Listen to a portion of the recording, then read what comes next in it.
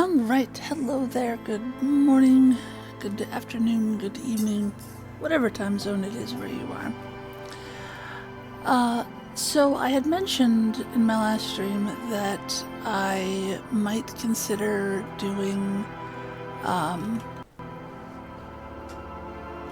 Enshrouded because it had been so long since I played it. But then I was like, I have a bunch of games that I've never played, so why don't we try one of those instead?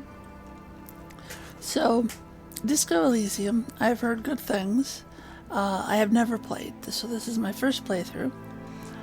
And I tried to install a Twitch extension for this game. I don't know if it worked or not, but I guess we'll find out. So, here we go. Ooh. Okay.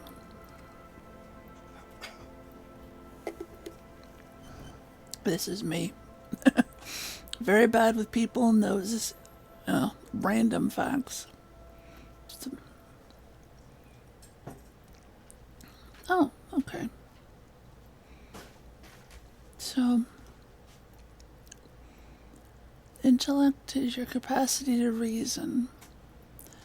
Encyclopedia +1. I don't know what that means, but I'm sure we'll find out.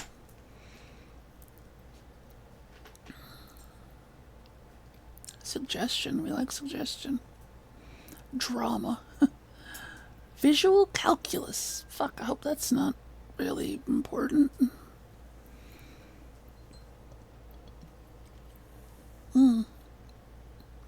Pain threshold. Motorix. Hi, welcome to this stream.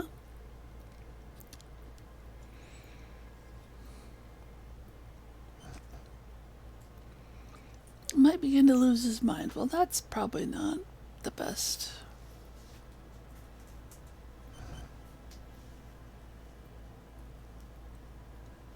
Let's see what happens if I create my own.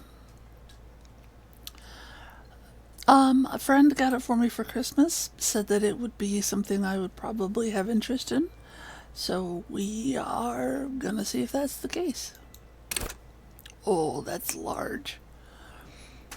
Okay, so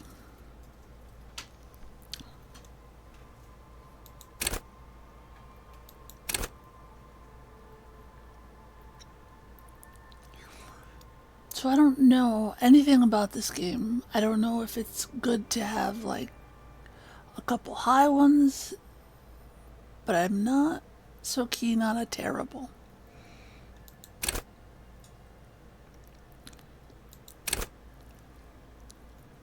So 12 points by the looks of it.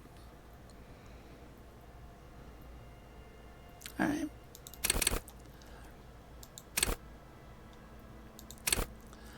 I want to be at least a bit smart.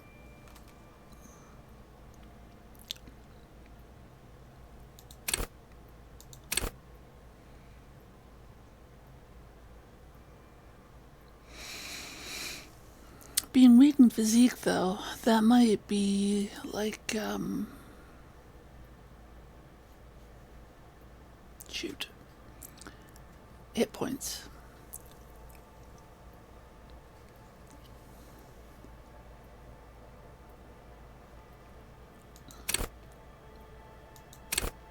Yeah.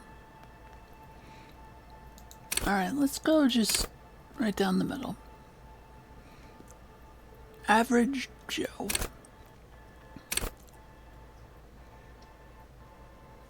Okay. Oh, I see. So, with each point you gave it, you got these little diamonds. And then you can spend the diamonds. So, like, if you had one with 6, you would be able to afford 2. Alright, so I'm gonna move you down here for a second so I can start looking at these. Deduce the world.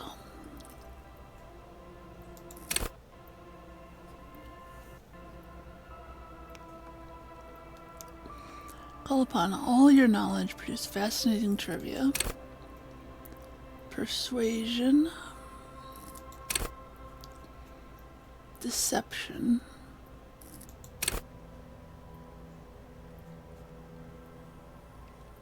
See art in the world. That might be nice. Reconstruct crime scenes. I feel like that is going to be important. So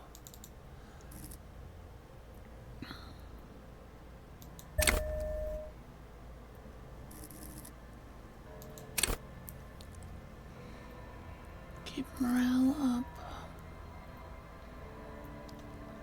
That's probably important. Hunches and gut feelings are important.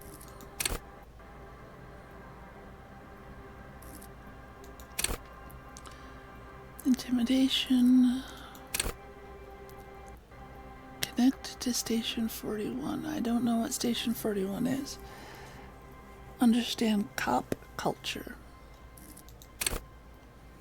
Charm men and women. That might be useful for... because if I'm visualizing crime scenes, then it might be good to be able to charm people into answering my questions. Oh wait, I can only have one?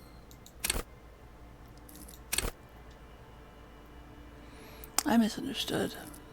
I thought I could have one from each row. Alright, well, let's look at the other ones.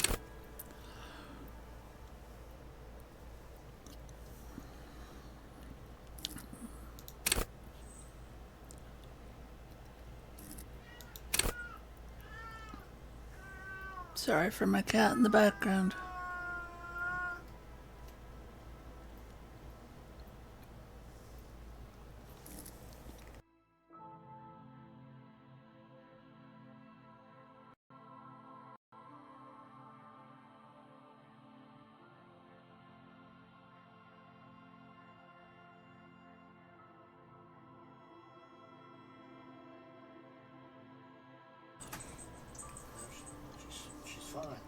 So apparently my cat was screaming for no reason?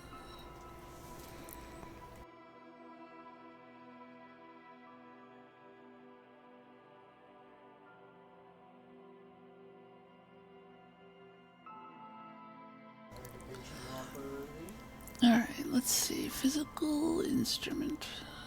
Enjoy healthy organs. What does that mean?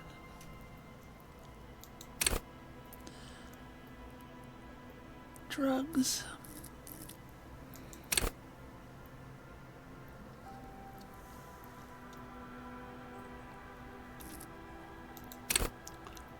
Threaten people. That's not really my thing. Hand-eye coordination will be good. I hope I can get some of these, like, as the game progresses. Perception is good. Reaction speed. The pictures that go with these are like Picasso on drugs. Sneak.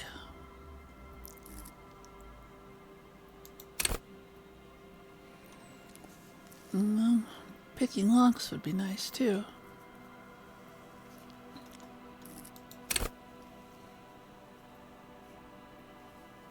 Oh, I didn't notice there's an info button. This is military fetishists.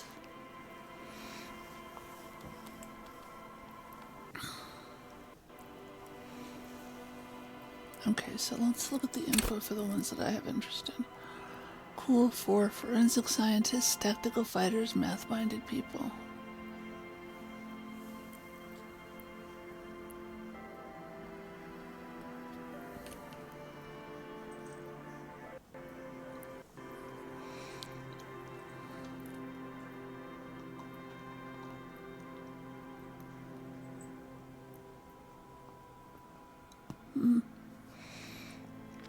Okay, what was the other one? Suggestion?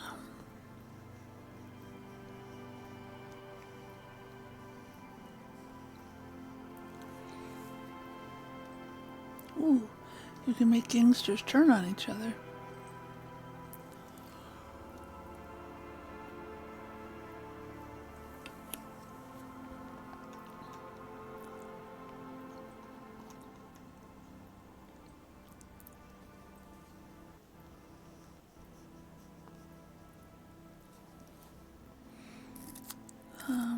Where's the other one?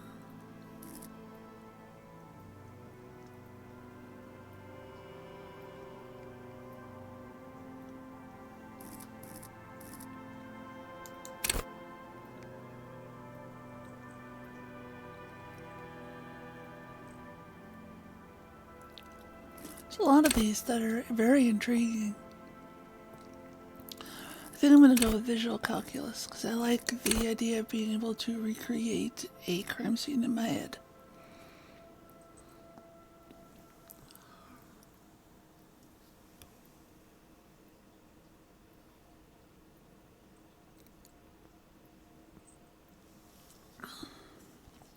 Alright, visual calculus it is.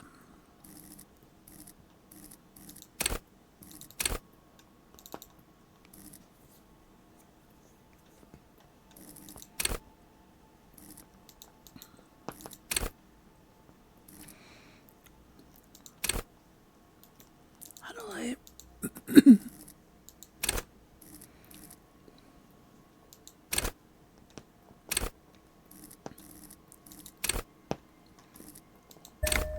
There we go.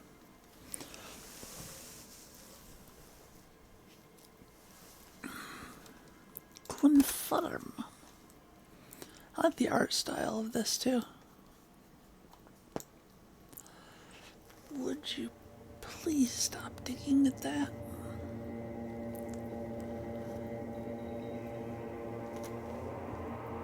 Begin. There is nothing. Only warm primordial blackness.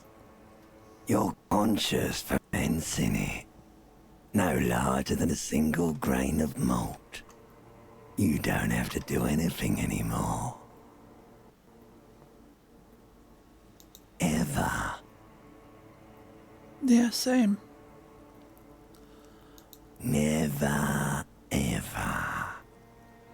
Now, this is supposed to have some kind of integration. Are you able to vote on... Yeah.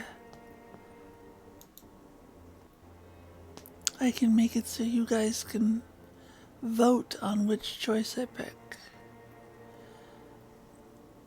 Never, ever, ever, baby. I don't want to non-exist. An inordinate amount of time passes. It is only void of struggle. No ex-wives are contained within it.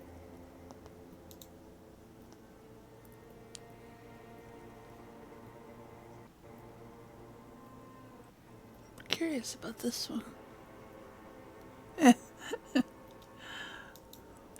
An awareness creeps up on you.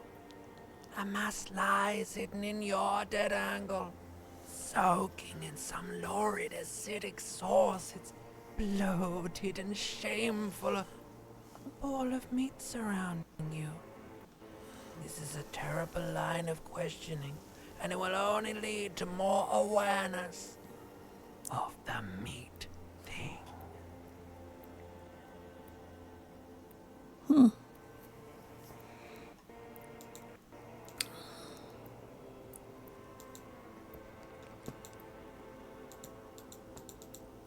Doesn't let me click it this time. Ex-love, ex-tenderness. It is foolish of you to resurface to the loss. Not after all the damage you suffered to get here. Some of it irreversible. Stay. Sail with me through the abyssopelagic zone. The abyssopelagic zone. Is that a real thing?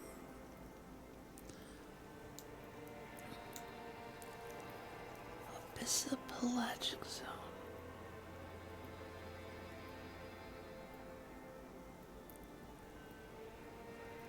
Do you really? You wouldn't like it if I told you what was back there. Why'd you think you had to bludgeon yourself into oblivion? Or did you not sense yourself marinating? Poured so much on yourself, got a bit carried away, did we, Chef? This is a little creepy. Why is this? Ooh, what does that do?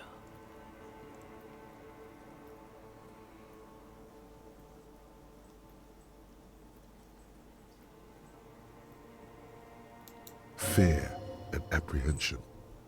You should ask what's out there first.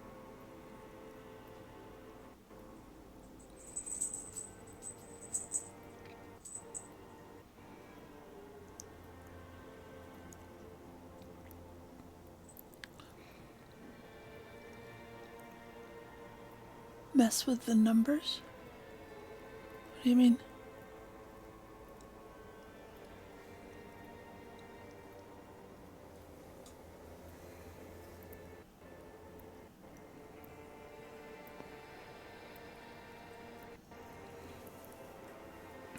Oh. Yeah, I did see something about giving like blessings or penalties.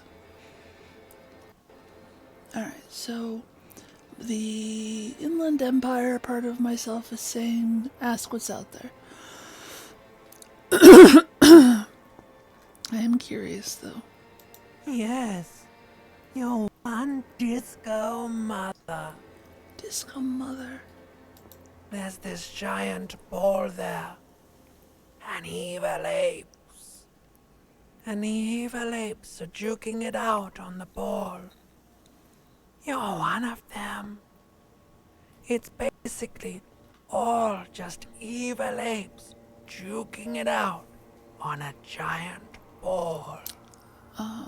Yeah. Yeah, exactly. You can't even make out it's a ball when you're joking it out. It's that large. Infinitesimally small.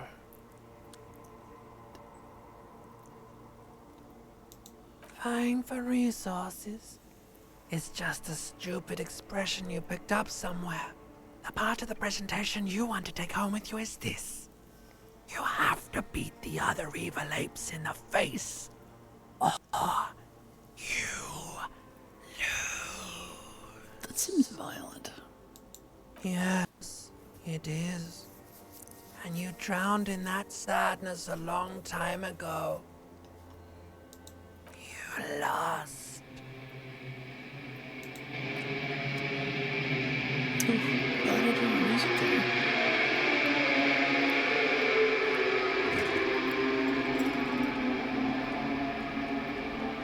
Am I naked? Oh, I'm wearing briefs. Okay. And apparently I'm a dude.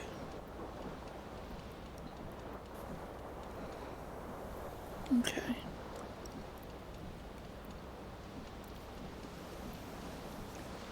So we've got time of day.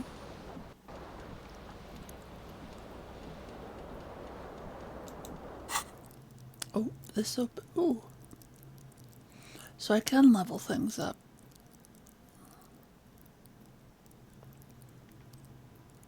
Maybe. I hope I can level up more than just that one. Alright, what is this over here? Health.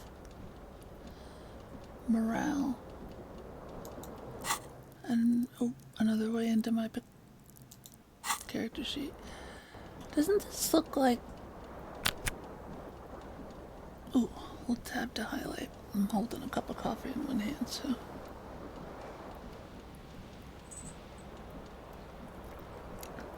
So it looks like I can put some pants on. That's good.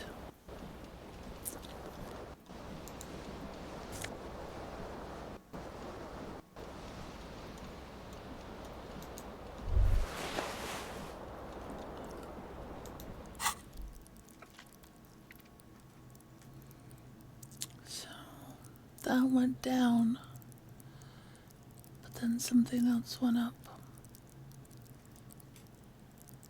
That one.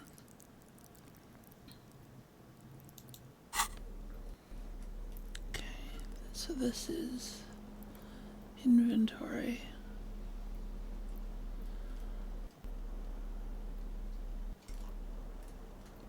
Let's put the shirt on.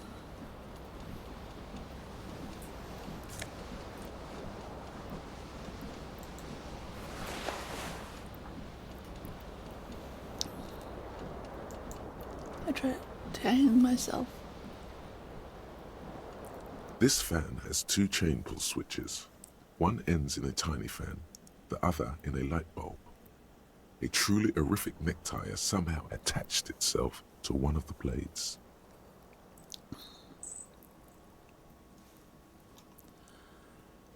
This is a white check. You may retry it. Okay.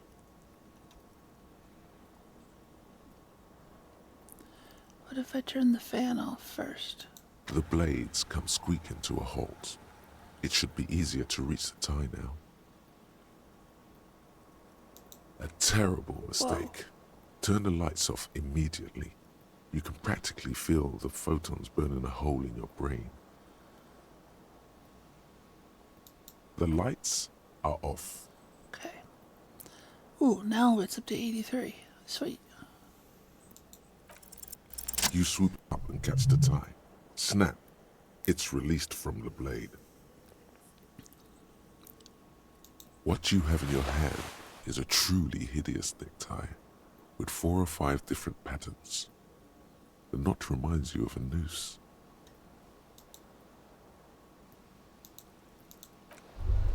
Can I wear the hideous tie? I am wearing the hideous tie. Okay, so let's see. There was something in the bathroom.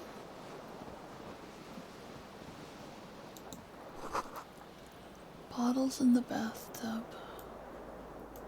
Oh, I can also right click to highlight stuff. So what is this?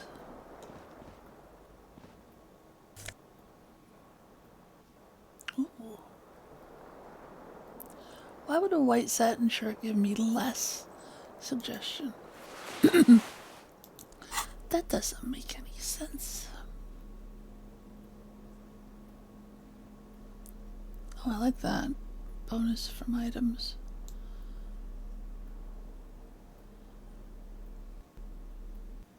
I may have to have a different place for you for this game, I'm not sure.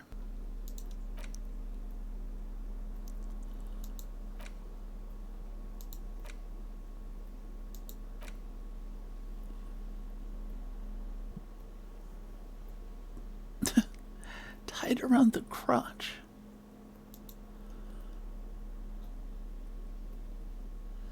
They are someone's piss-soaked, cum-stained party pants. What the fuck?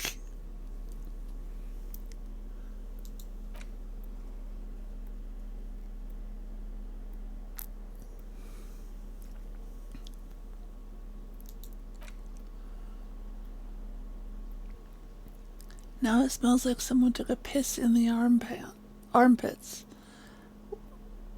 Wow.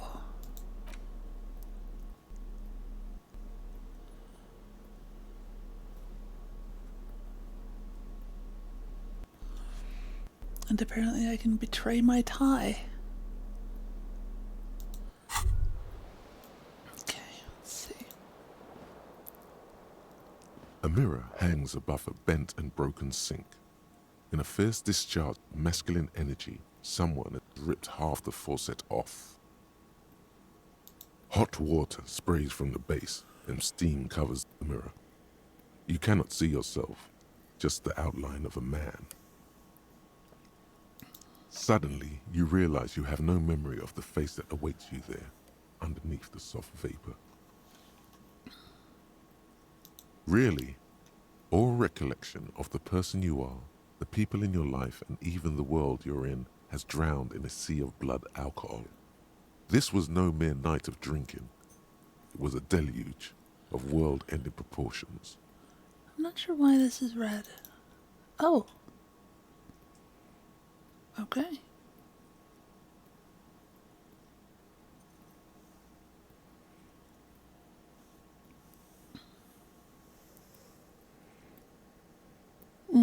No problem.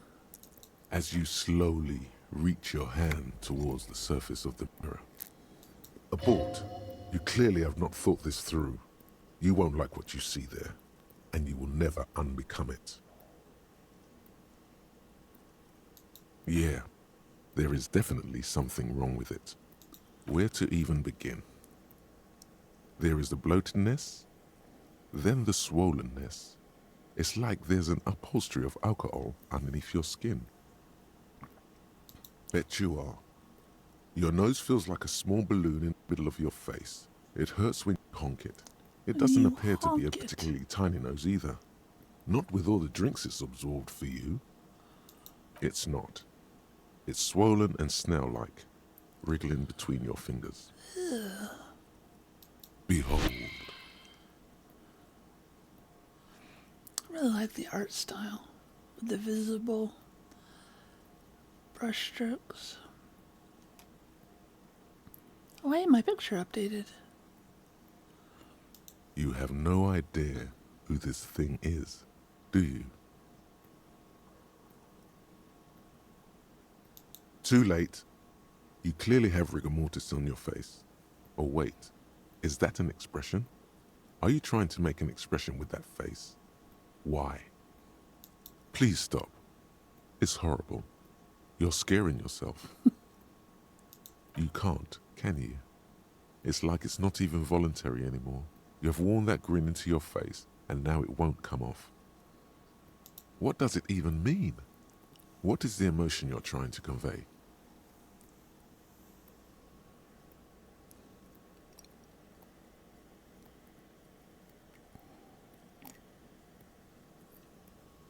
There might have been, 10 years ago. It's little more than a cadaverous spasm now.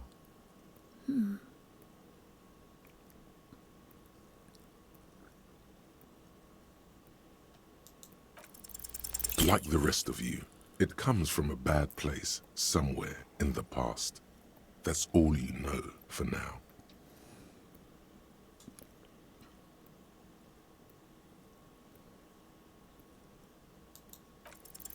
It's too late. Like an image on film. The expression belongs to your primary motor cortex. It would take a minor neurological miracle for you to cease producing it.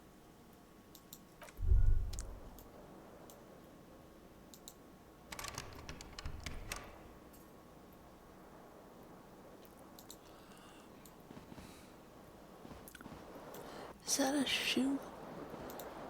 Is my shoe hanging up on the coat rack?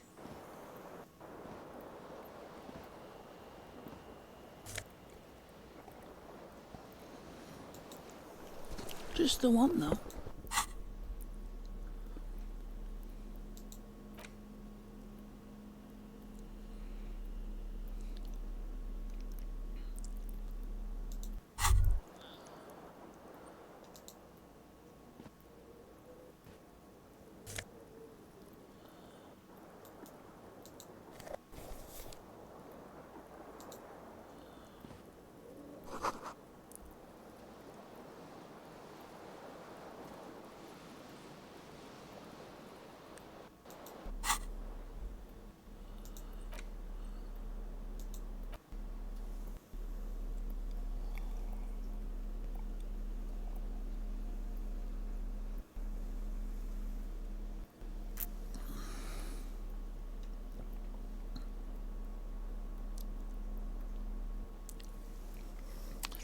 In 43.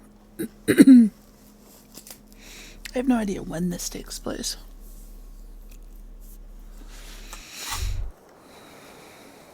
So, let's see. Just finished my coffee. So now I can use both hands.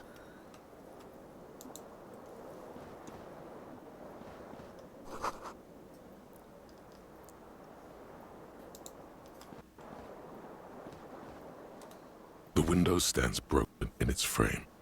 Cold wind blows in. The shards face outward. Whatever broke this window came from the inside.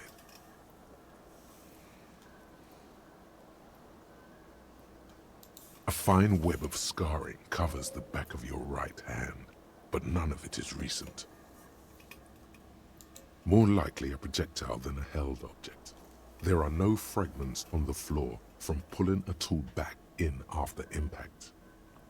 It is too large for a bullet yet too small for a piece of furniture. You're looking for something heavy and larger than your fist. Is it my shoe? The single green shoe you found fits the hole almost as well as your foot. It would have also been heavy enough if thrown with force. I threw my shoe through the window.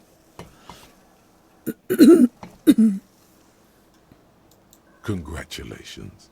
You smashed the window with your own shoe. Now you only have one. If you're lucky, you could still find the other one on the balcony outside. The door to it should be outside your room. A cool wind gushes in. Your toes curl up from the cold.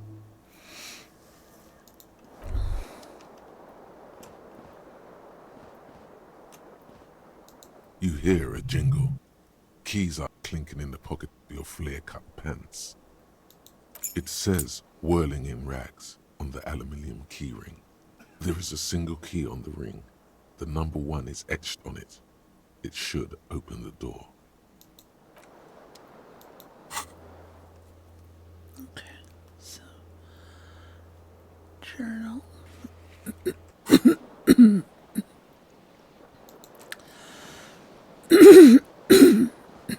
Sorry, I'm a little flummy today. I didn't mean to cough in your ear.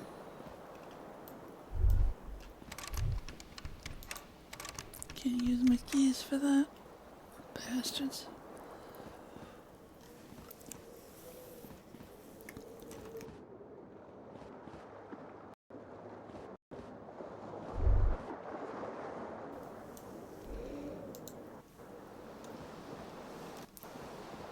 The fan stands still. The switch must be broken because nothing happens. The air in the room is starting to feel like vaporized urine. Ugh, what is The it switch with must be pee? broken because nothing. Alright, fine.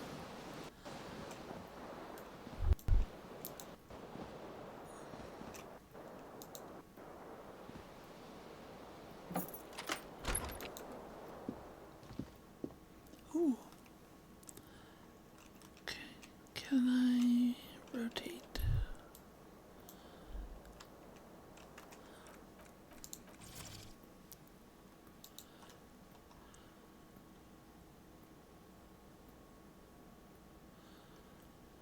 I can zoom in and out, but not rotate. Okay.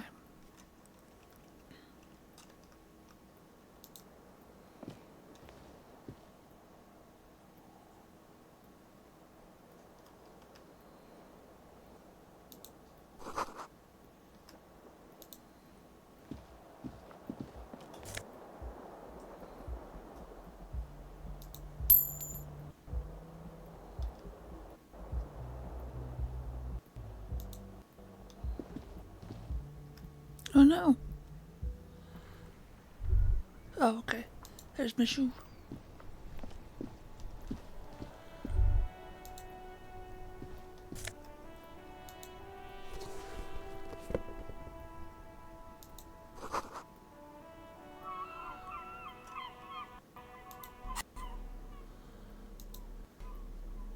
Shoes. That's the second thing that reduces the sneaky. So I am not wearing a sneaky outfit.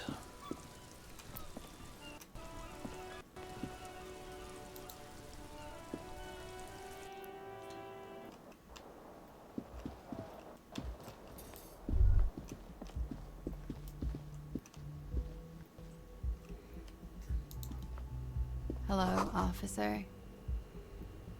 51. 2051? The young woman raises a cigarette to her lips. Her eyes are brown and her face is speckled with birthmarks. She can't be more than 28. No. Because you're a police officer, sir.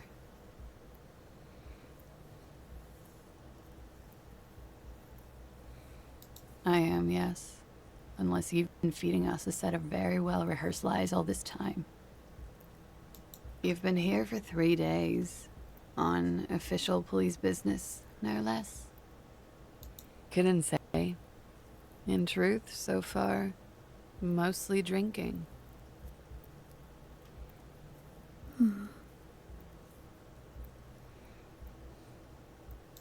Could it be because of the drinking? Yeah, probably. Don't be so harsh on yourself. They let almost anyone be a police officer.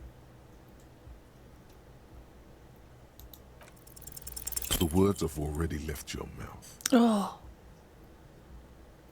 Oh no. I want to have fuck with you. Oh no. What was that? That's not even how words are used. What did you say? Come on, say it again. No, you see, that's not what you said. You said... At least I made her laugh. Come on, man. Pretty, please. One more time. Goddamn right you did. You crazy asshole, you. What kind of cop are you? The cop of the apocalypse.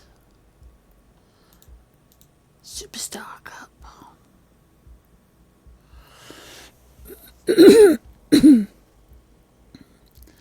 Leaning towards. I'm the sorry cop. Don't be. It was funny.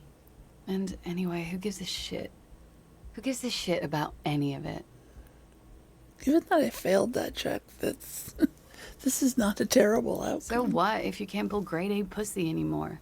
There are other things in life. More meaningful, more fitting for a man your age. This is Fata Morgana. One thing, though. What's Fata Morgana? It's gonna suck for you later when you have to interrogate me. Oh no. Well, I guess there's the downside to failing that check. And for the record, no, I didn't do it. Didn't do what?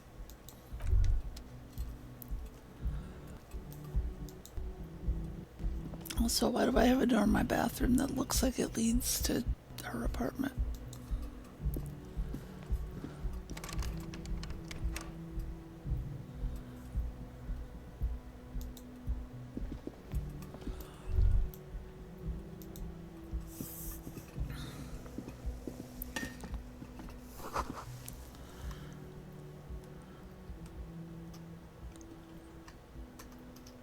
Wonder if I can run.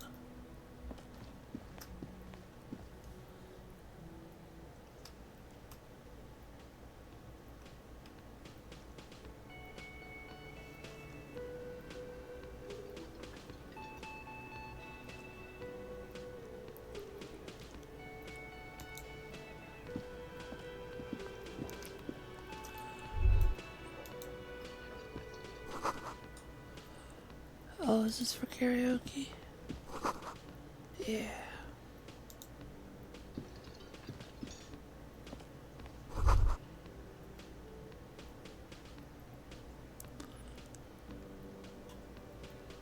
Is that guy holding a fish? Or a bird? A man in his late 20s stands behind the counter, inspecting a stuffed seabird. As you approach, he gives you a sideways glance, then looks down again. That was disdain in his eyes. Even now he's purposely ignoring you. That's rude. A competent work of taxidermy. The white and brown seabird lies among piles of coasters and drying mugs. One of its wings broken. The man is trying to mend it. Looks like the bird was ripped off the shield that was used to mount it. Probably by Most me. likely on a wall. Drunken stupor.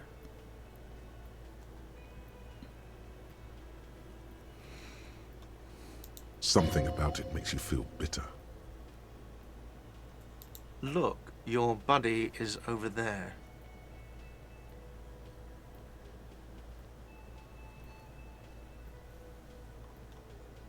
Why don't you go and talk to him, okay? He pretends not to hear you, concentrating on the bird instead.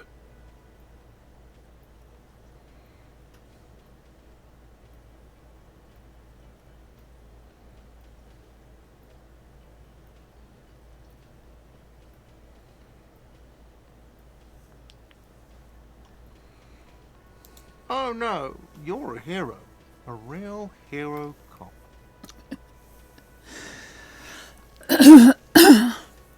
Could the massive property damage upstairs have anything to do with this? Am I? Or did you ride in, take the body down, solve the murder, and not trash my hostel room?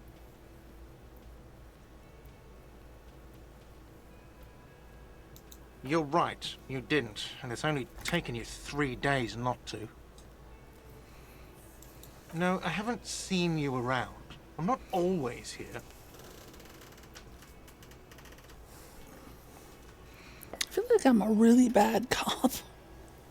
Like, not a bad cop, like, corruption-wise, but just, like, a shitty cop.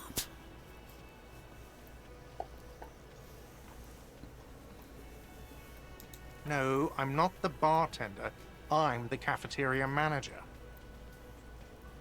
He's very animated all of a sudden. This seems like a touchy subject. Mm-hmm. Okay.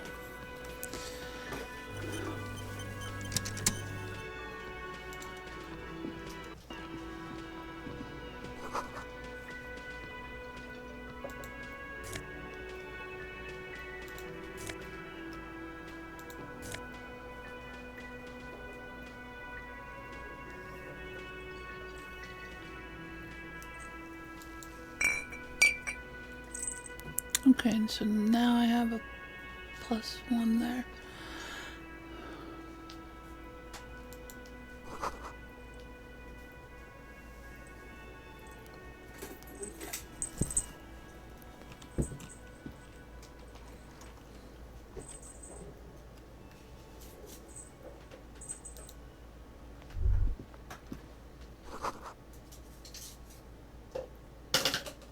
$1,300.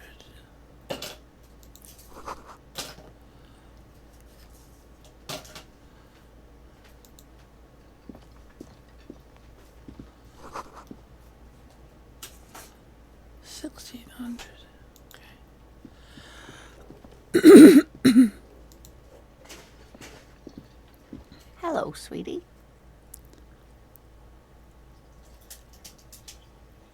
You shouldn't keep your colleague waiting.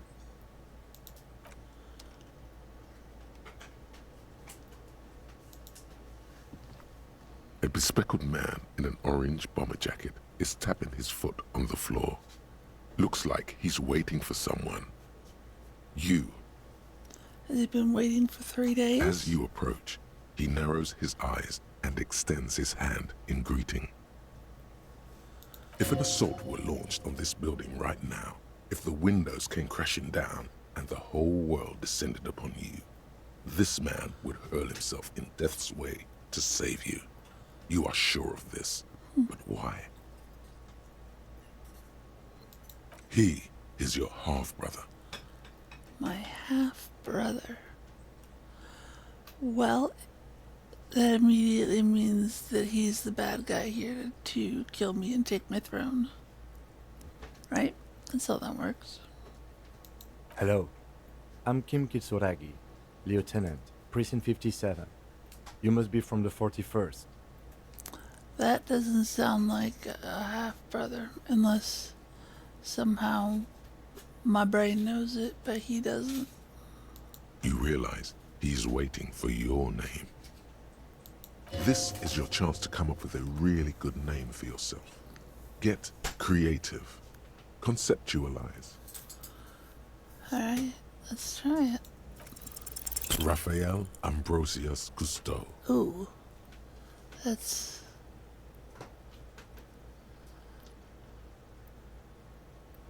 No, you won't.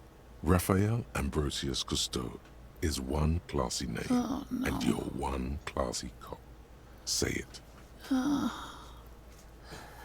This reminds me of, like, Eddie and Venom with, like, the voice inside the head sort of thing.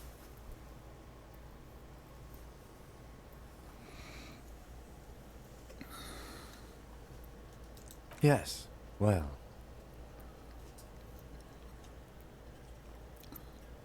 It looks like we had a little scheduling error on Sunday. Saturday too, actually. Have you had time to talk to the manager here? If you don't mind, we should talk to him again. Ask him for a rundown of the area. Now that I'm here as well. I understand the scene is out back, right? It also wouldn't hurt to assure him the police are finally here. In full force, I mean. Have you mapped out the initial interviews? No. At 57th, we like to prepare an initial list of persons of interest, and then just skim the surface. Prepare the field, get to know the players. You don't do that? Maybe it's not an inter-district practice. Okay, we'll have time for that after we take a look at the coroner's case. Have you removed the dead body from the tree? I don't know.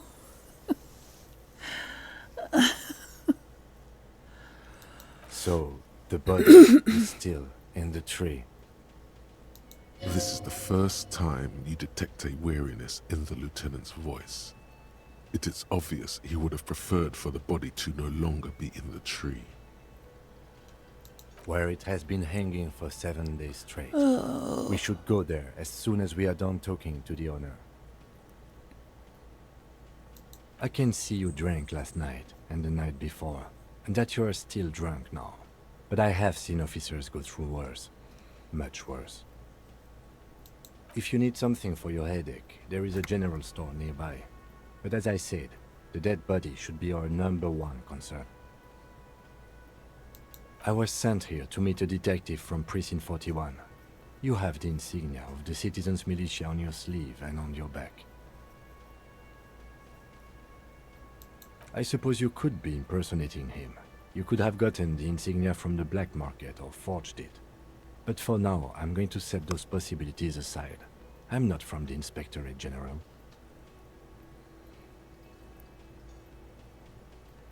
Internal affairs, and I'm not them.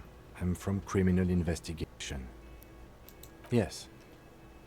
They're not just white rectangles. They bear a halogen watermark with the letters RCM and a pattern resembling the street grid of Revachol West. Okay. I would ask you to step into the headlights of my motor carriage, but again, it's none of my concern. I just need you to do your job. You mean you don't have a badge? Losing your identification card is a serious matter. My vehicle has a shortwave. You can use it to report your badge missing. I would advise you to locate it as quickly as possible. But getting the body down should still take precedence. Okay. Body down first. After you, officer. Oh, I got a little duder now. Can I... Lieutenant Kitsuragi is now in your party. You can talk to him whenever by interacting with him. Okay.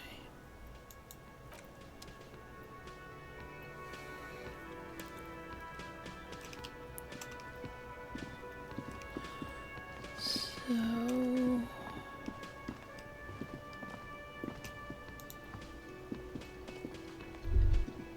The man with the unimpressive beard notices you approaching. He drops the ledger he was holding and turns to the lieutenant. Mr. Gart, right? You run this place. Yes. I am Kim Kitsuragi from Precinct 57. This is an inter-district investigation, so joining me from Precinct 41... The harbinger of ruin. Fantastic.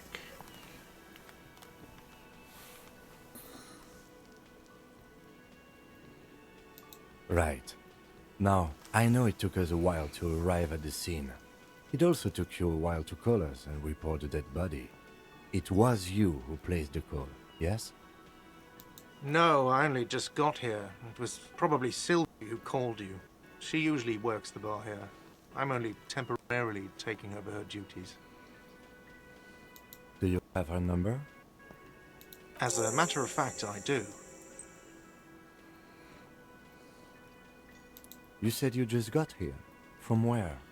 Are you a local?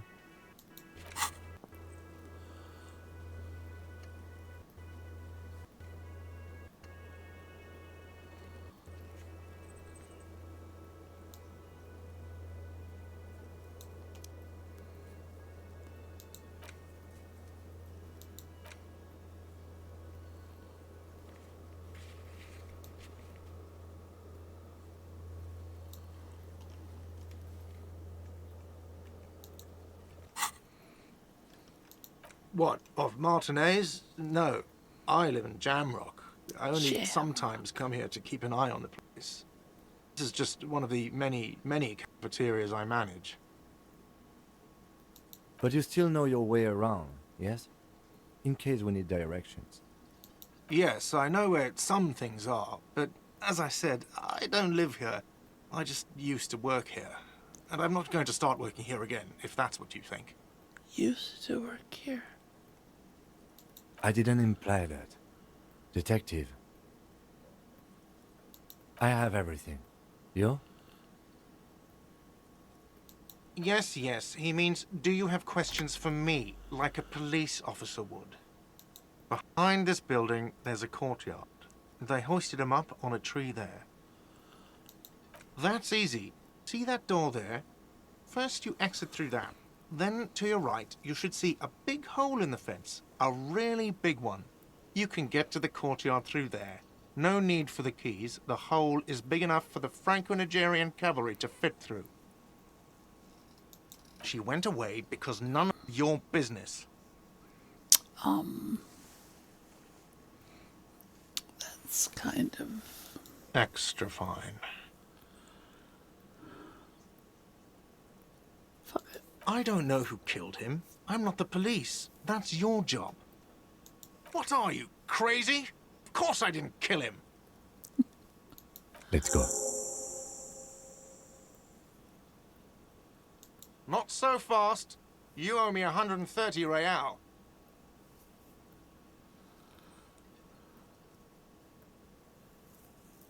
Oh, excuse me. You owe me 130 real. The IIR, or Inter-Isolary Real, is the global reserve currency. Whatever part of the world you're in right now, it's safe to assume he means you owe him some money. Wow, you're a genius. Yes, that's right, money. You owe this establishment 130 real. You're under arrest. You owe me money. Now, fuck it, you're under arrest. Let's see. 3 nights at a tariff of 20 real comes to 60 real. Then there's the window you annihilated. The hole in the window was the first thing I saw when I came to work. So don't try to tell me you didn't. That will be 40 real in damages. Another thing you've annihilated is half the bar. You've run a tab of 30 real. Actually more, but we'll round it down to 30 for your hard work maintaining the stability and order of Revachol. That's 60 plus 40 plus 30 equals 130 real. And yes, real is still money. What are you, a philosopher? Money is what grown-up people use to pay for things. Things like this hostel room or 8 bottles of potent blend and 9 packs of Royal Extra. We use it for everything, really.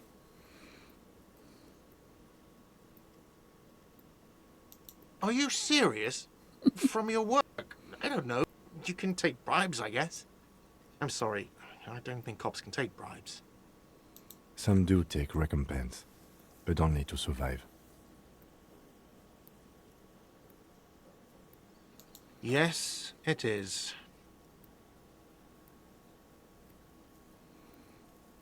No, you see, that's 40 cents. Cents are a form of currency 100 times smaller than the real. I'm not even going to take this. Come back when you have 130 real. The cafeteria manager stands silently, looking at the coppers on the counter before him. Isn't it evil? The order of magnitude between what is asked of a person and what they have.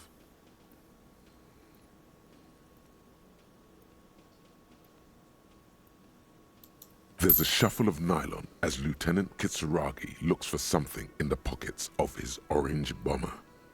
That's Cop 4. I haven't offered to pay because I don't have any money either. I'm sorry, but he has to pay. I can't let him stay here any longer if he doesn't. If he doesn't have the money by tonight, then... Officer, maybe you're better off working this from home for now.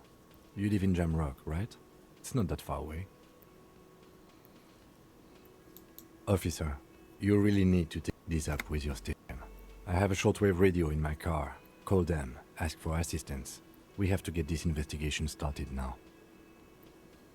Good luck.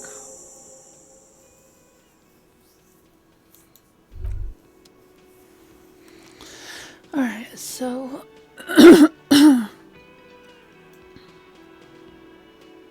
By the way, where is home? The address is coming up blank, and this place sure isn't it. But you've been at this hostel cafeteria for only 3 nights. Where were you before? You had to be somewhere. Why did you say that?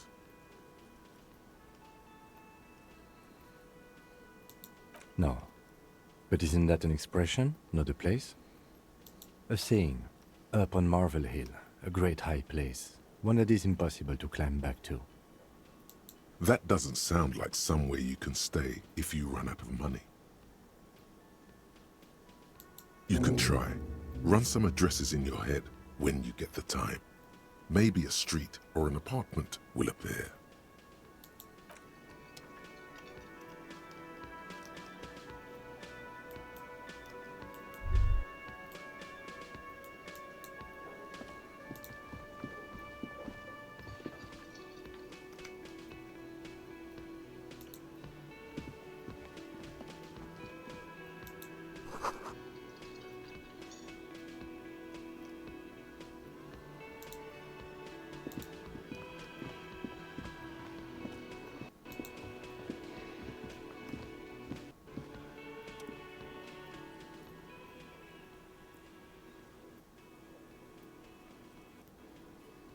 On the counter, rolled out of his open hand, you see a blister pack of headache medicine. No idea. Looks like he works for Wild Pines, the logistics company who owns and operates the harbor. Possibly because there's a strike going on in the harbor. There's not much to do aside from drinking and sleeping. The man does not mind. You probably need them more than he does. So apparently morale is linked to headaches? You've just picked up some magnesium. This item is stored in the bottom left corner of the screen above your character portrait. Use magnesium to heal your morale if you have morale damage. You gently shake his shoulder, but nothing happens. This man could probably sleep soundly in a ship's engine room.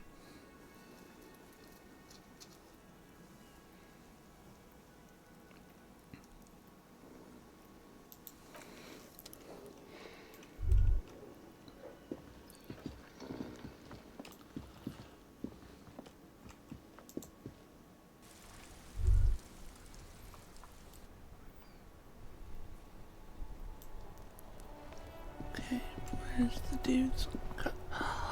Is that a... Oh. This... I like the steampunk. I don't even know if that is steampunk. I don't know what I'd call that, but I like it. Before you stands a motor carriage. The bodywork is covered in blue and white livery, bearing the number 57. Vapor emanates from the large engine on the back of the vehicle. It hasn't had time to cool off yet. This must be the infernal machine that tore you from oblivion. In the cabin, you are welcomed by a set of steering levers, a radio microphone on a hook, a pull-out toolbox under the seat, and the soft glow of the fuel preheat gauge. This is the Kupris Kinema, my motor carriage. You can use the toolbox and the radio if you'd like. Motor carriage, motor carriage. Something bad with a motor carriage. A dark lump rises in your throat. Nothing, nothing. It's probably nothing. Forget I brought it up. Please proceed with the carefree lollygagging. Carefree lollygagging. Nothing, nothing. It's probably nothing. Forget I brought it up. Please proceed with the carefree lollygagging. The Kupris motorcar does provide most of our patrol vehicles, yes. In the cabin, you see a set of steering levers, a radio on a hook. The frequency tableau lights up, and a green button labeled Prime Line glows like a feline eye. And then you hear something. The soft purr of electrical kittens, radio waves cast far and wide over the metropolis. A woman's voice greets you through the static. This is Precinct 57. Hello, Lieutenant. How may I assist you? Hello, Alice. Please assist our colleague from the 41st Precinct here. I'm putting him on. Operating the radio is easy. Just be confident. You've probably done it 1,000 times.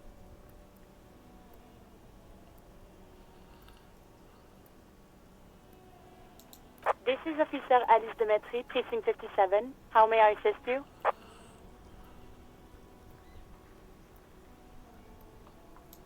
Just a second, officer.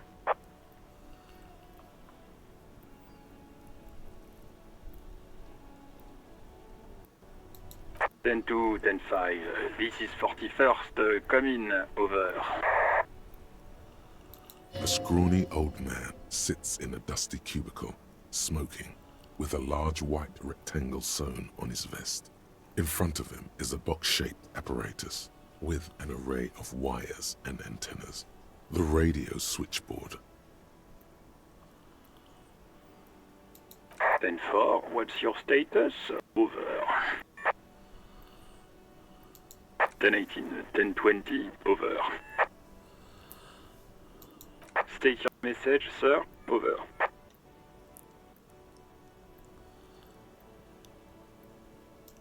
10-9, repeat message. Over. 10-4, message received. This is a very serious situation. I need to 10-22 the captain. Over. Is it him? What does he want? Oh no. Says he lost his badge and needs to report it. He what? He lost his badge? This is Communication Officer Jules Pidieux, sir. Over. You mean your partner? Over. What is he saying? He's asking who you are. I'm his goddamn partner. It's your partner, Satellite Officer Dietmar, sir. Over. Did he lose his memory along with his fucking badge? Who lost his badge? Dick fucking Mullen. Who do you think? Oh, I have a name. Dick Mullen. It's Officer Dick Mullen from the bestseller Dick Mullen and the Lost Identity. Dick Mullen is not your name. It's the name of a fictional detective who would not lose his badge. Boo. Defend yourself. Immediately. They're laughing at you.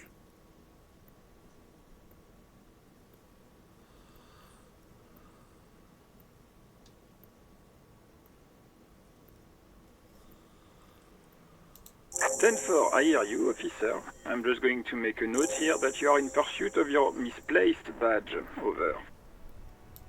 Fuck me! Mac, come here! You've got to hear this. Dick Mullen lost his badge. What's going on? Super Cop here lost his badge. He lost his what now? His badge. He lost his goddamn fucking badge. 10-9, come again. I didn't get that. Over. Who hides even Captain Sober? Ask him. Ask him if he's lost his gun, too. Sergeant Orson wants to know if you lost your gun too. Over. Check your pockets. Check your... Holy fuck. You don't know where it is, do you? Okay, it's gone. Your gun is most definitely gone. 10-9, come in, officer. Did you get my question? We were wondering about your gun. Over.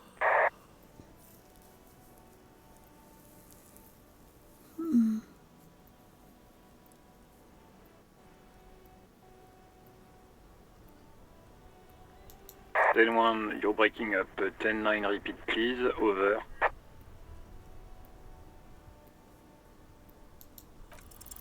Even before you can get the words out, everything gets scrambled in your brain. He says he didn't lose his gun. Or his phone, whatever that means. Ask him to describe it. His gun. Not his fun. Just the gun will do. Satellite Officer McLean requests a description of your weapon. Over. Oh, request a description, huh? We'll give him one. Describe the plasma gun.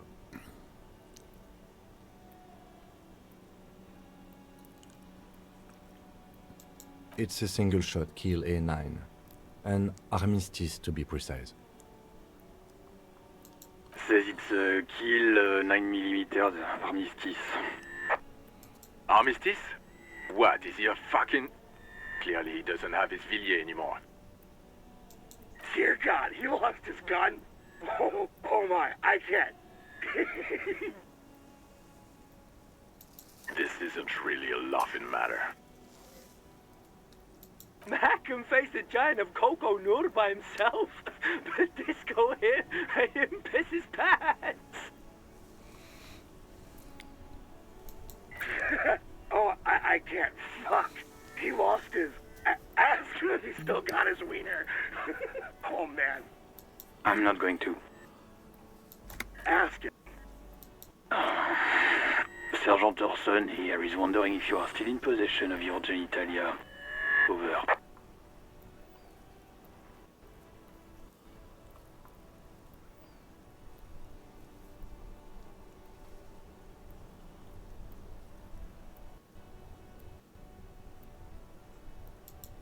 That's a negative. Not going to say that. Over. What's he saying? Share with the class. He said he sodomized your mother. The prick ate Mama's vanilla waffles at the captain's birthday party. Some nerve he's got. Sure her vanilla waffles were the only thing he ate? Shut up, Chester. This isn't funny. This is my mom we're talking about. Tell him to apologize right now. What the fuck? This is... I need to report my badge and go get a body out of a tree. Sergeant Orson requests that you apologize for the claims you made about his mother. Over.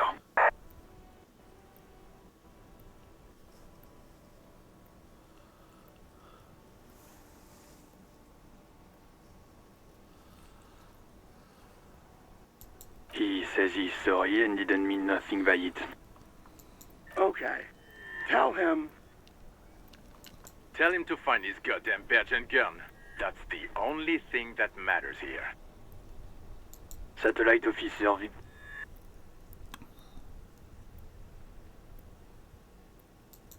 10-4, affirmative. Officer is in pursuit of his firearm. Oh, God, Officer, do you need further assistance? Over.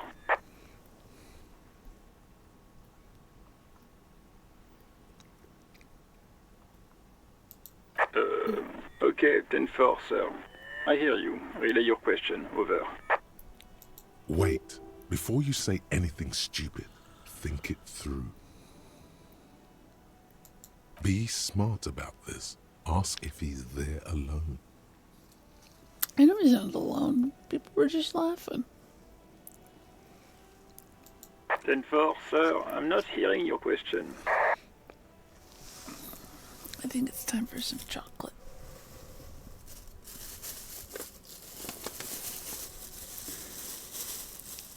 I have these Hershey Kisses, but they're sugar cookie Hershey Kisses, and they're very good.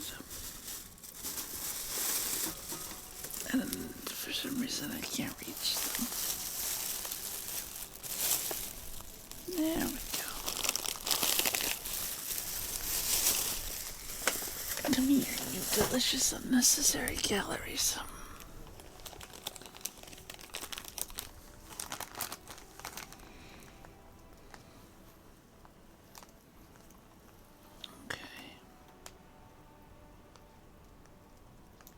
What? What is it? He's still on the line? He wants to verify the information on his badge. But of course, it says Dick Mullen, High General of the Revacholian Cavalry Force. Tell him to stop wasting time. What do you need, sir? Over. That's a negative, sir. I got a 10-12 here. Over.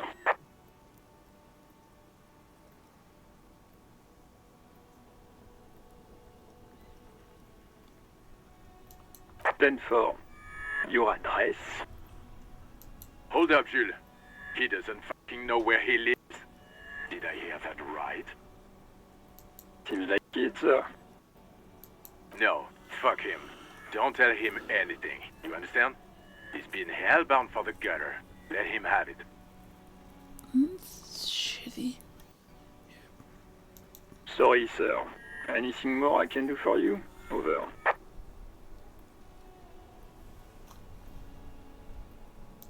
Ten-9, repeat message. I didn't get that, sir. Over.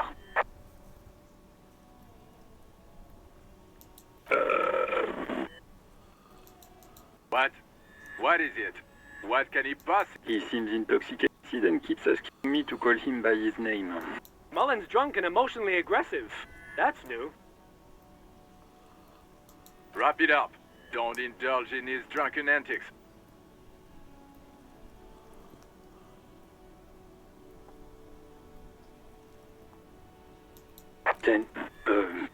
Excuse me, sir. Over. You probably don't want to continue on this road. Come again, sir. I didn't get that. 10-9. Over. Understood, sir. Over. 10-4. I hear you.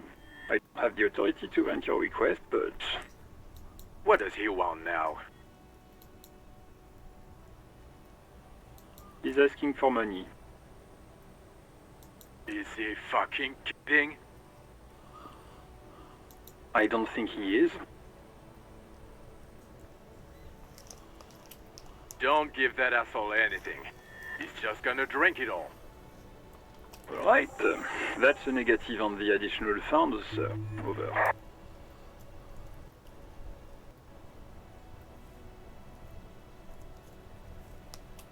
He says it's important to the case. He isn't getting a red cent. You can tell him that. Request denied, sir. Over.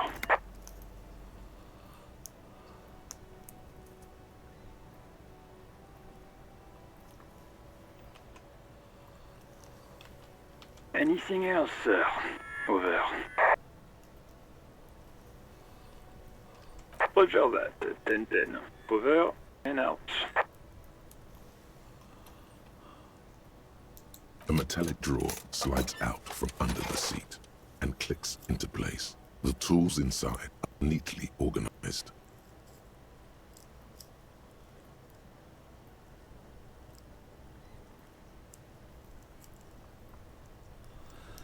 Trying to open this Hershey kiss is proving difficult. There we go.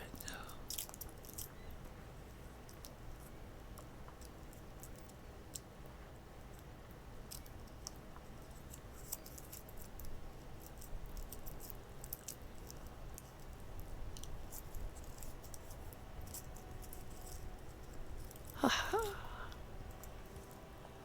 Oh.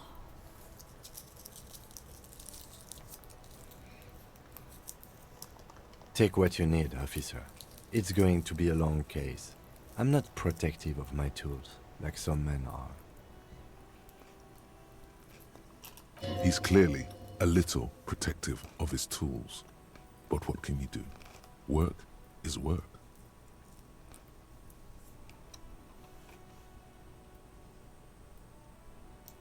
The pry bar feels nice and cold in your hand, heavier than you'd think.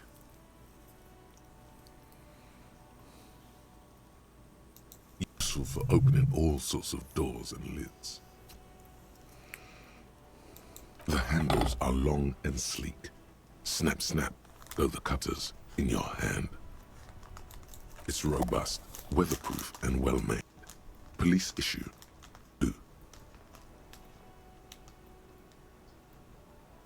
Lets you see things in the dark you would otherwise miss.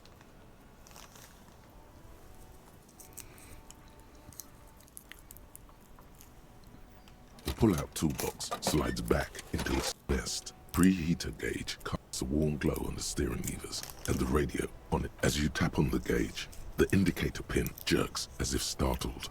It's in the large orange sector, indicating the engine is warm. Next to the gauge is a red switch labeled heat. There's no use pressing the heat button. It won't start without the ignition key. Translation.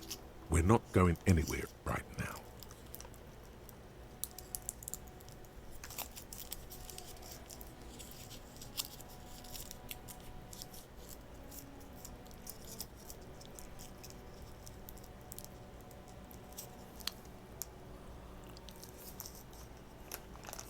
Alternative translation. Don't even think you can drive my MC. The white suede feels luxurious under the touch, and the metal clutch handle so very familiar in your palm.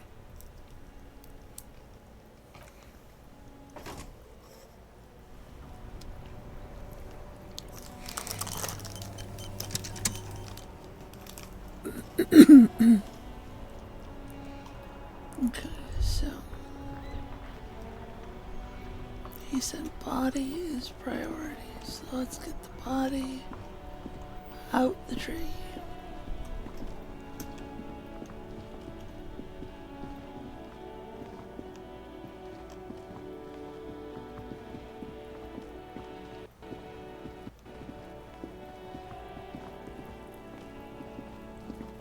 I hope there's a run speed at some point.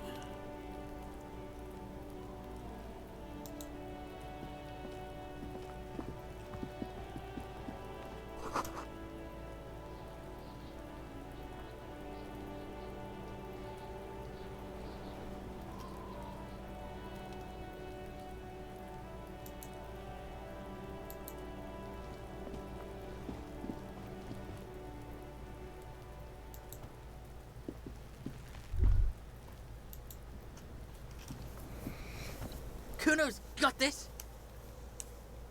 Don't throw rocks at dead bodies. If there ever kid. was such a thing as an ugly kid, then this is it. He's almost exquisite in his ugliness, like a gremlin. Aww. Oh yeah, not comfy, Kuno.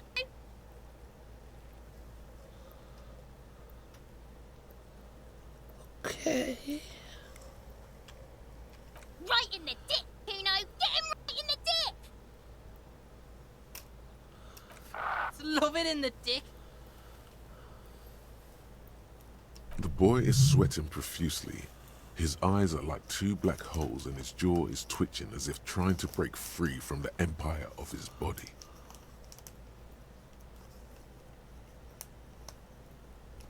The kid is obviously high.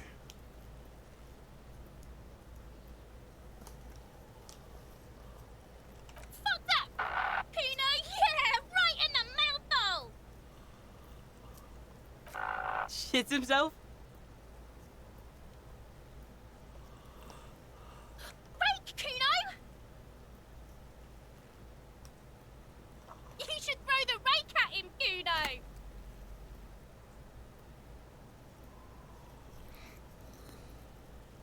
I feel like my crime scene has been contaminated by these little fucks.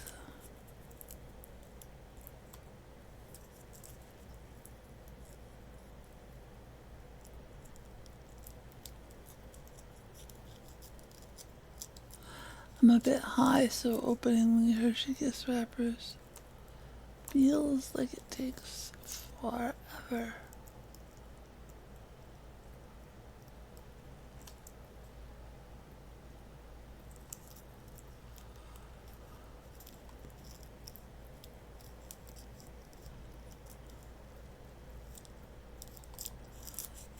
There we go.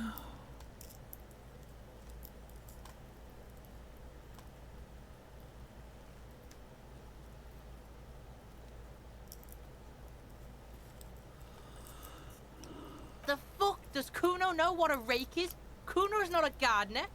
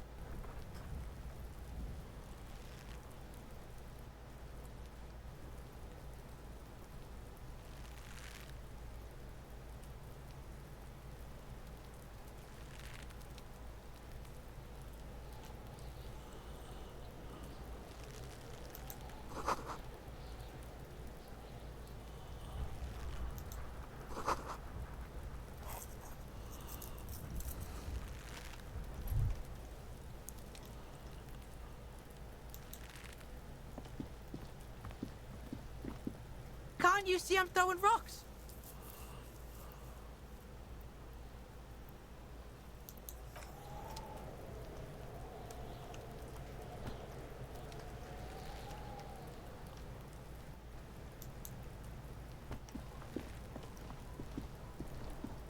There are several footprints in the mud, left by work boots. Anywhere from 6 to 12 pairs walked here.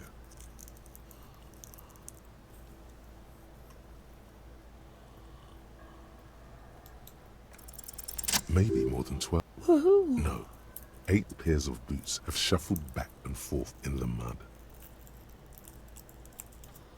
think that might be my first successful roll.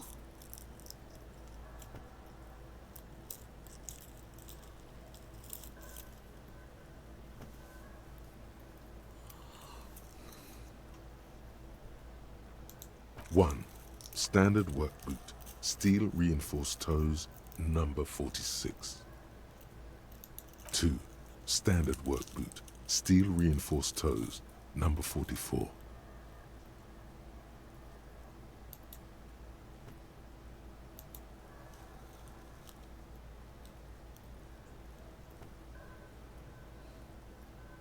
3, hobnailed work boot, steel reinforced toes, number 43. 4, standard work boot, number 45 or 46.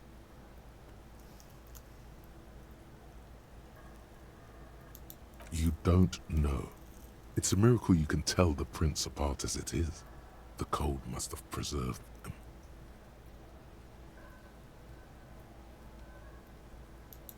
5, another standard work boot, steel reinforced toes, number 44. 6, an aberration, light as air, even pace, same make of boot, but number 41.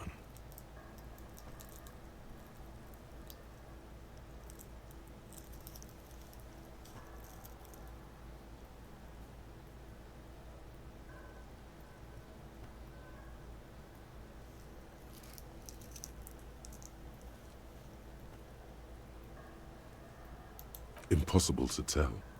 Could also have been an adolescent. The gait is undeveloped.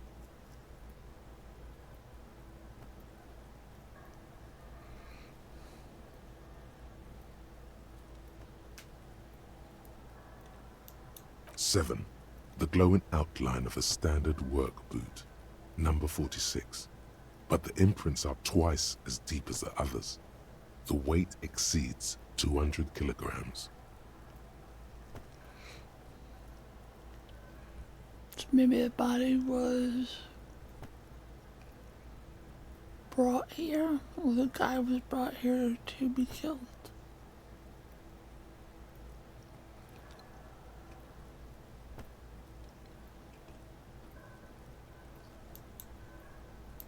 Eight, and yet another standard work boot, number 44.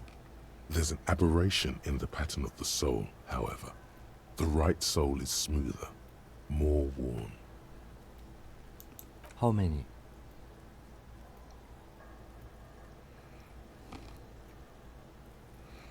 400 million.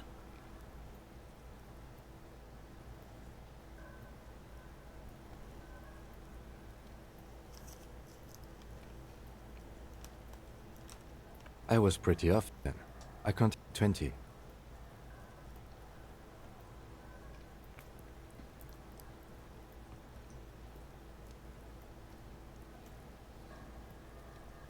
I never got the hang of it. Hyperopia. Do you see anything out of the ordinary?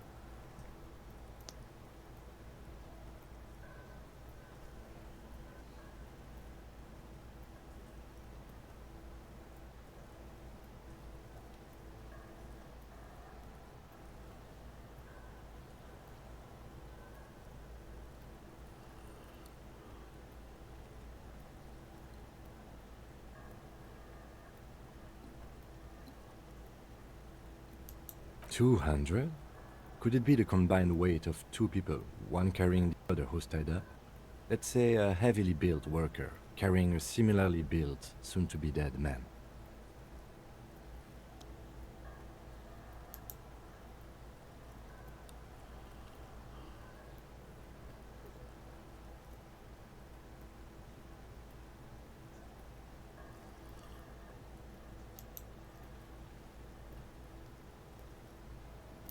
He might be right.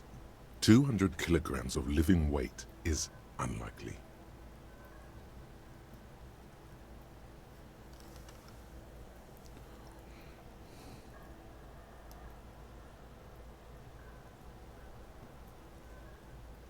Possibly, yes.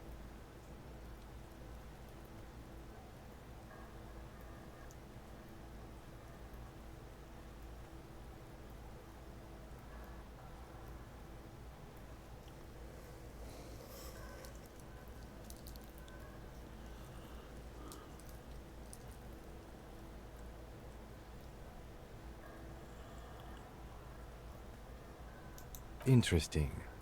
Let's name it the Old Soul.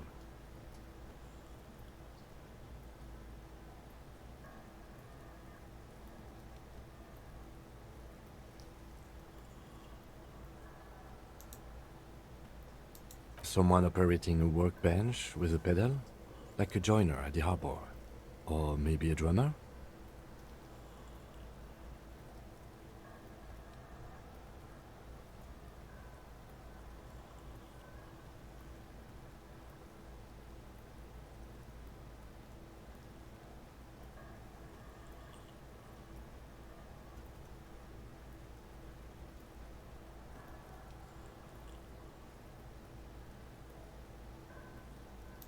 No, it's not. Forget I said it. We are not looking for a drummer. Perhaps it could be a driver. A driver would wear out the right shoe before the left. The accelerator is on the right.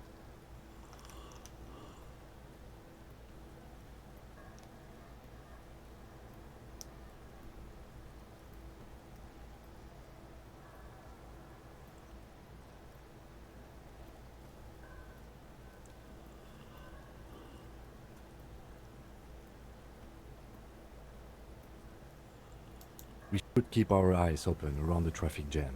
See whether anyone strikes out as a potential suspect. Seems prudent, no?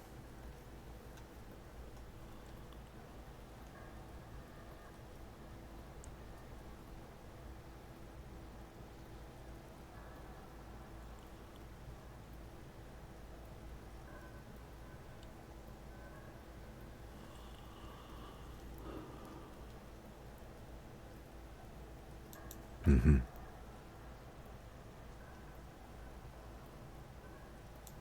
A woman or a kid?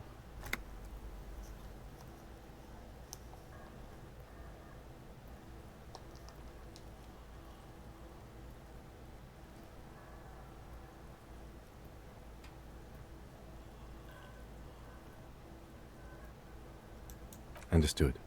Anything else? A week, maybe? 7 days would fit the time frame provided to us by the caller, who reported the hanging.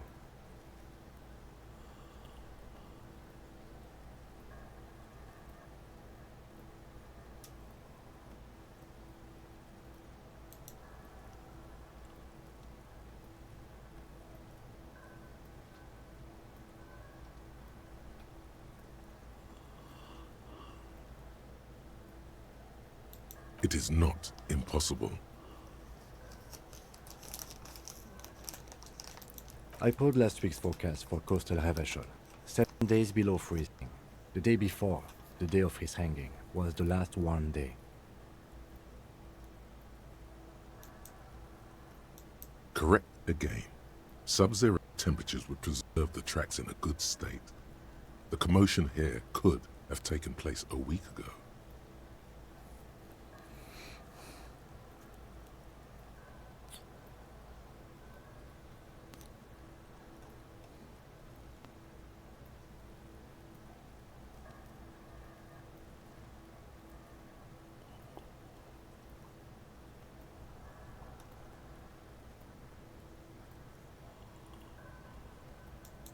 What do I think?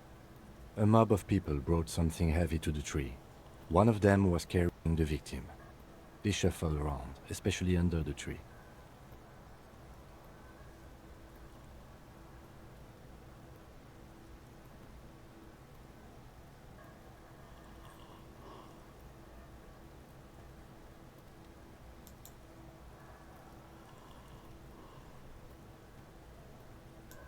Then, after hoisting him up, they stood in a semicircle facing his direction. At first glance, this appears to be a lynching. Indeed, they all stood in a row here and looked at the tree.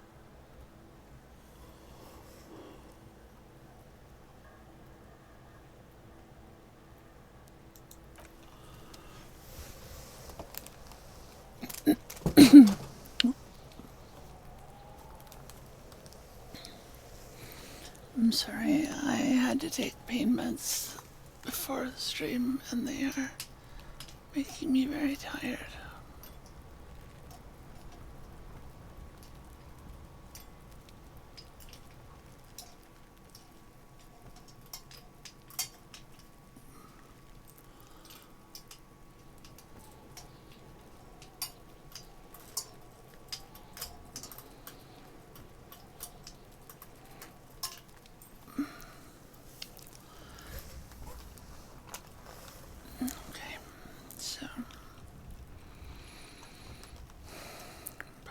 get the body down.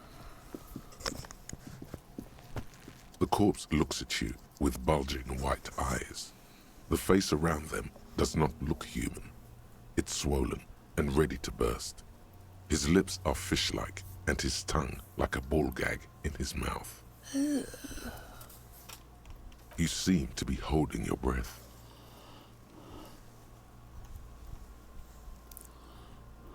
A cargo belt twists his neck at an unnatural angle. The body below appears stiff. It's letting out an ungodly rot. The smell seeps in, even through your clenched nostrils.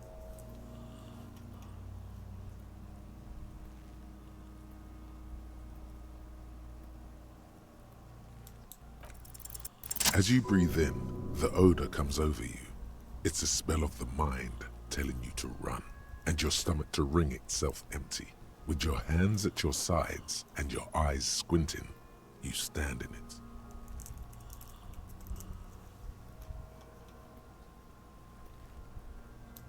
They do after 7 days, yes. We are deep in decomposition, hey? The man before you is naked, but for a pair of underpants and enameled boots. His skin is greenish, marbled with decaying veins and blotched by lividity. A fading web of tattoos covers his chest and shoulders. The cargo belt used to fasten him to the branch above appears industrial in strength.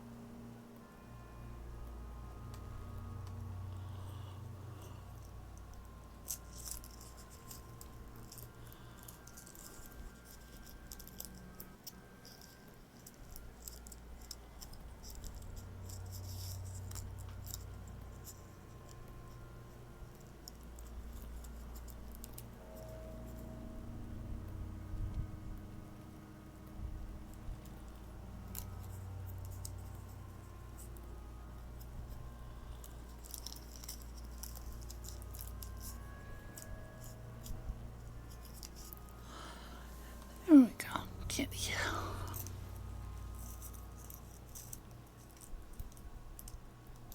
The material appears to be ceramic. Its clean white stands in stark contrast to the decaying flesh above the knee. The man wore thick polymer socks, probably for padding. A fine array of interlocking plates covers them. Delicate and fragile, they feel alien to the world around you, out of place somehow. These are clearly not boots. They're armor, possibly part of a larger set. Indeed. Technically speaking, these are sabatons, not boots. Ceramic plate. Zirconium dioxide, most likely. This is where the make would be. Under the heel. Fair weather. Fair weather model T500 VE. I'm guessing that's vitreous enamel. This is advanced stuff. It is. It's expensive.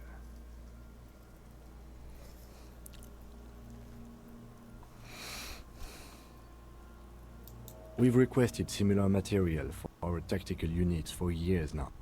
The constabularies deemed it too costly. In that time, we've lost 6 men to semi-automatics. For a full set, about 4 years of wages.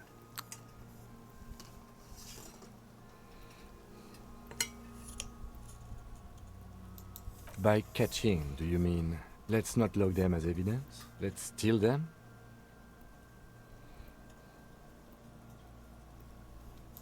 Mm-hmm. It means disciplinary hearing. The lieutenant nods often. It's part of his unplastic expression range, communicating both professionalism and sarcasm. This time, the latter.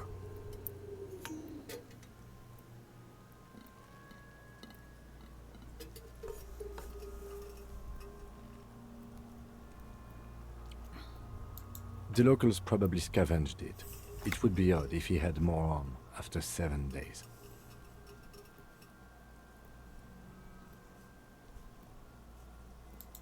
We should keep a lookout for these pieces. The armor could yield information. Maybe he'll know something.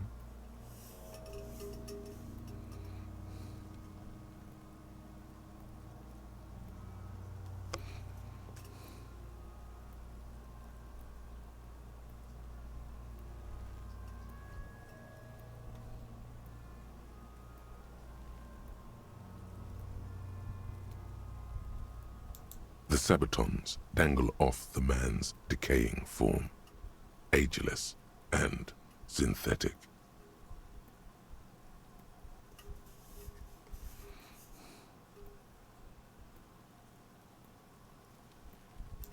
That's for us to find out. My initial report on the area suggests he was a security guard for the harbor company, but that's just hearsay.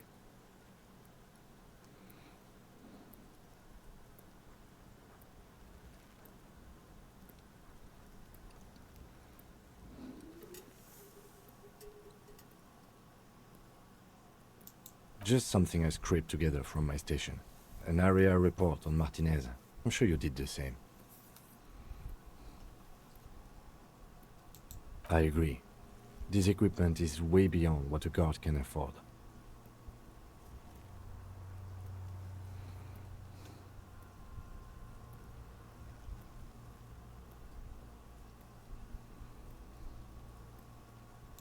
That's for us to find out.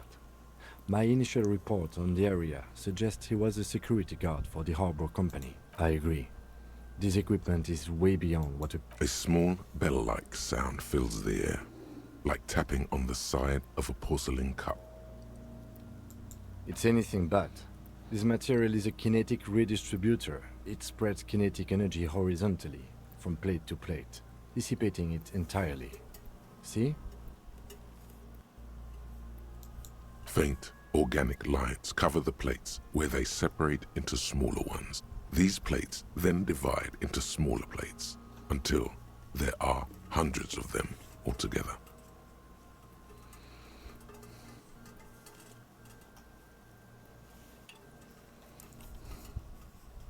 Like whirls of floorboards, the design looks organic, influenced by highly resistant wood materials, like lignum vitae and ebony perhaps. If trees were made of porcelain, this is what their cross-sections would look like.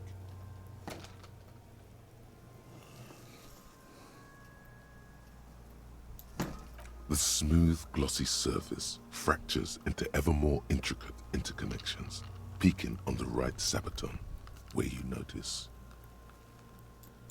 The whirls are in the shape of a letter number combination, E50, 100, 1000. Good. Can you read it to me? We have a make and a number. That's something.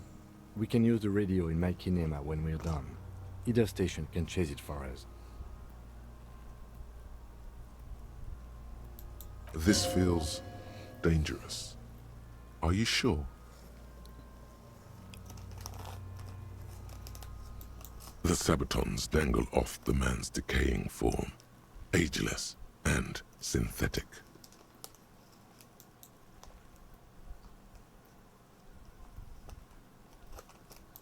The cadaver slowly twists on the cargo belt, his torso covered in tattoos and extremities blotched pink and blue.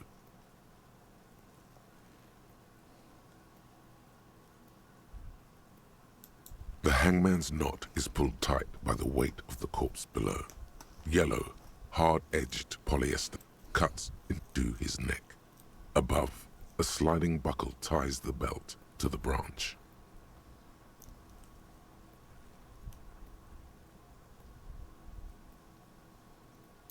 Industrial strength. The kind used for tying cargo to lorries.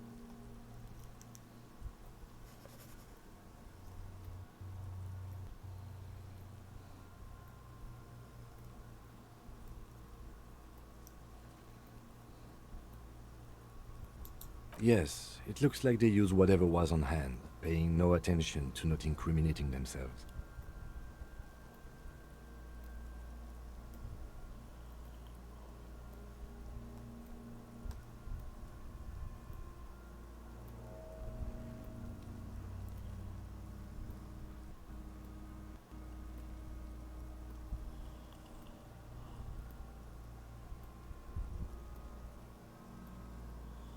The brief suggested as much, politically motivated by the ongoing strike.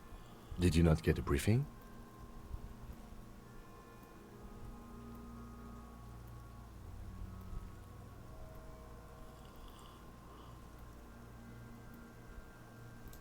Okay, you should ask me for one the first moment we get.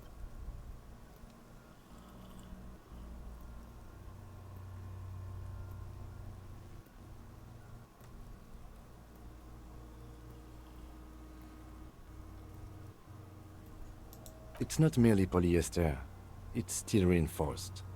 See these lines? This is where the wires run. I see rabbits for more than 20 strands.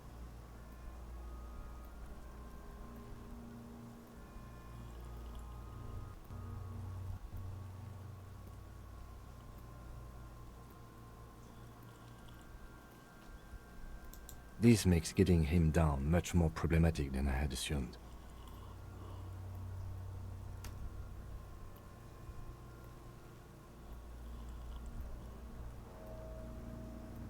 A noose is one of those things that's easier to use one way around.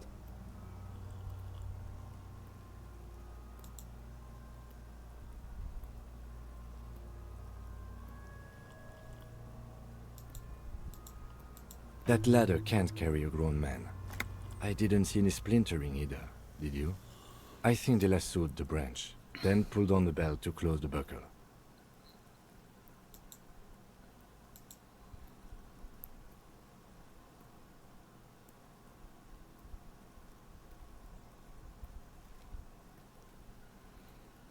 Could be. The shape of the branch supports the theory. A noose is one of those things that's easier to use one way around. That ladder can't carry a grown man. Could be. The shape of the branch supports. The cadaver hangs from the cargo belt, limbs limp and torso covered in tattoos.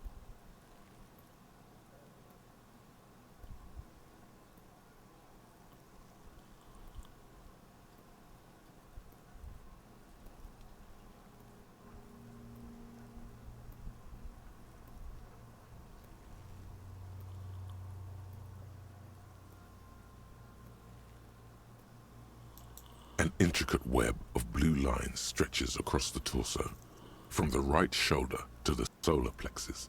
Each time they intersect, a small white star is formed in their crossing. Hundreds of fading asterisks riddle his skin. Their concentration is highest around his heart.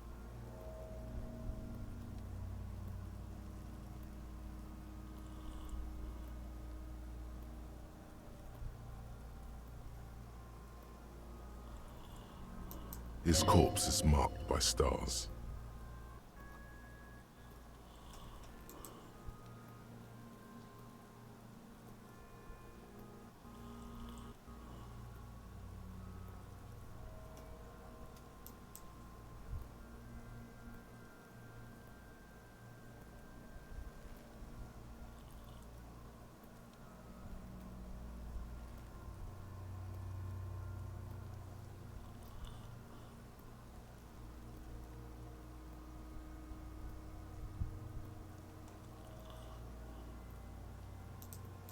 Alcohol and heartbreak.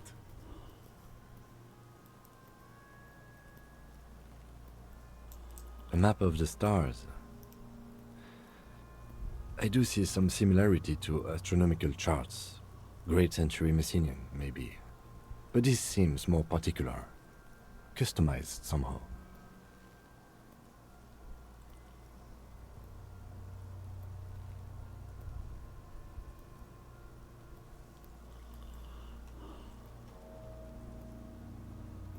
As if someone left out most of the night sky, filtering it through personal choice. The principle of this filter remains unknown to you. The thought dissipates, and you feel as though you were only half right.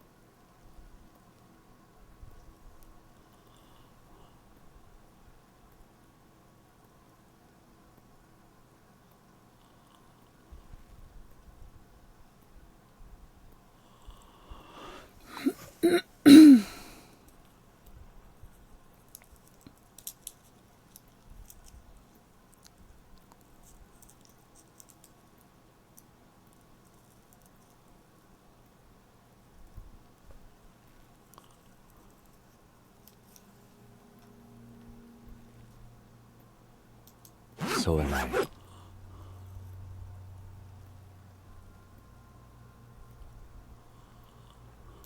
He takes a thin piece of milled aluminium from his coat pocket and pulls it open. Sounds like a sword being unsheathed. A small lens appears. Some sort of camera.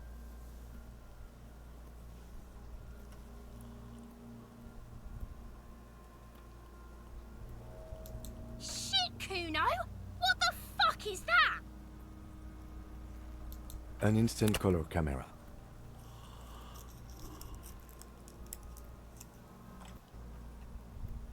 I have only 2 ampoules, so nobody move. I don't want to waste one.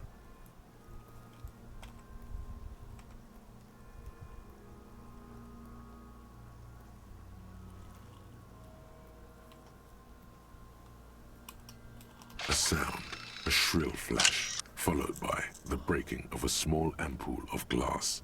You see streams of color pour onto the thick, glossy piece of paper, rolling out.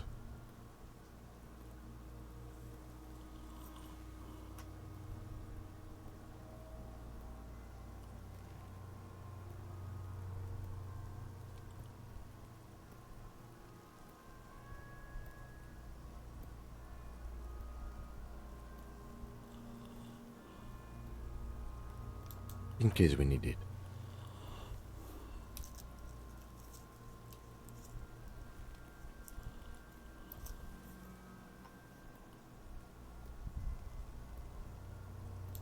Yes, it is pretty cool, isn't it?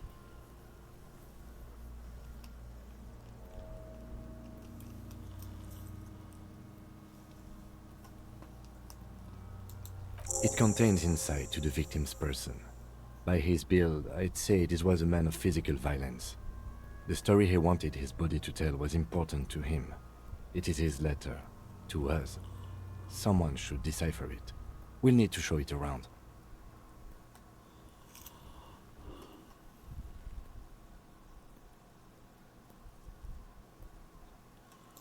Sure, just don't lose it.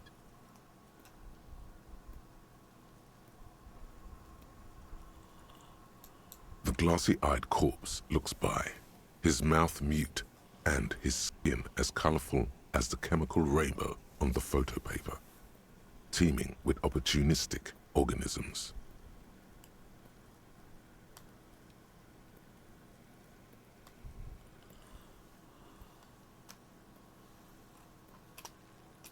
You've acquired an interactable item. Investigate this item further by going to the Interact tab in your inventory. Okay, inventory.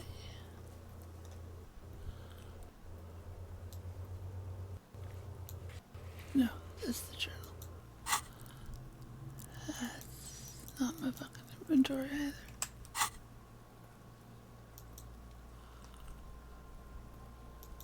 His eyes are milky white and blind to the world, protruding comically from their sockets. There is no one home, just subaquatic terrors there.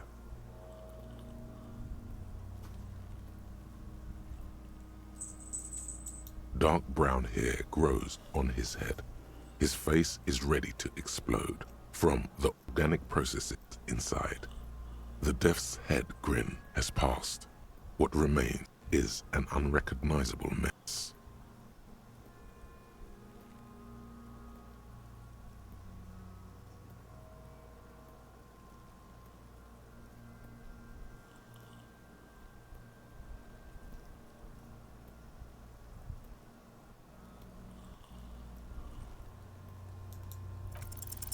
I'm gone.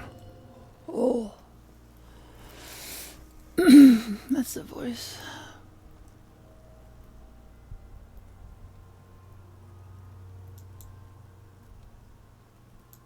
I'm a joke.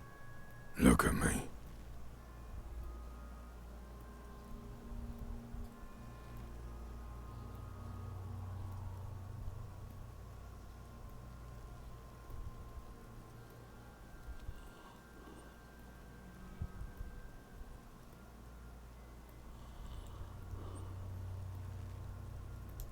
There is nothing funny about jokes either.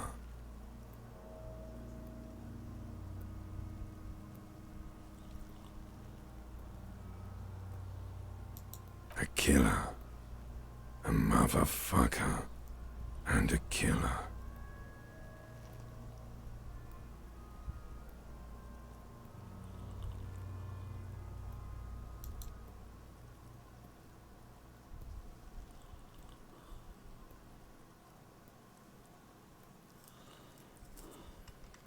Go ahead, Coppo. What do you mean? It's the power of your imagination. Go ahead. Ask me more questions. You fucking love questions.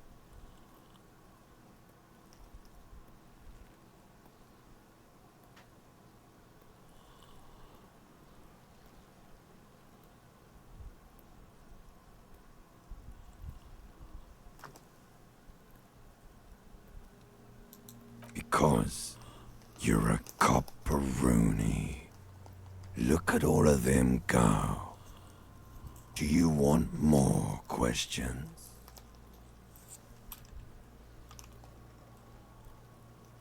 Here you go, you loony. Am I a loony for wanting to talk to the victim to try and solve a murder case?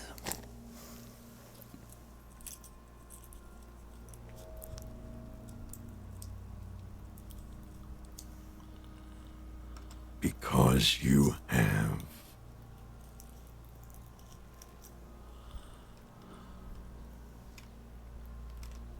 Fuck no. You're no Rooney.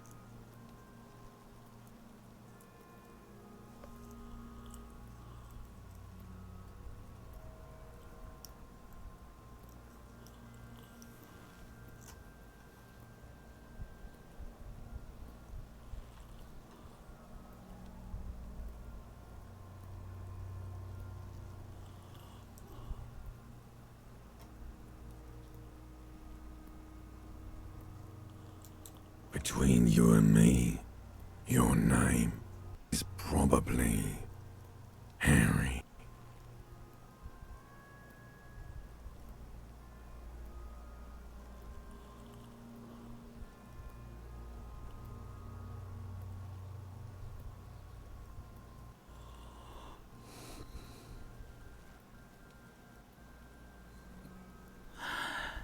Yeah, this is... Well, I did play another game kind of similar to this called Game Deck. Gamedec. And I quite liked that one. And I think I like this one. Pain meds are hitting me pretty hard, so I'm a little bit out of it. But I hope you have an excellent shower and a very pleasant bedtime routine.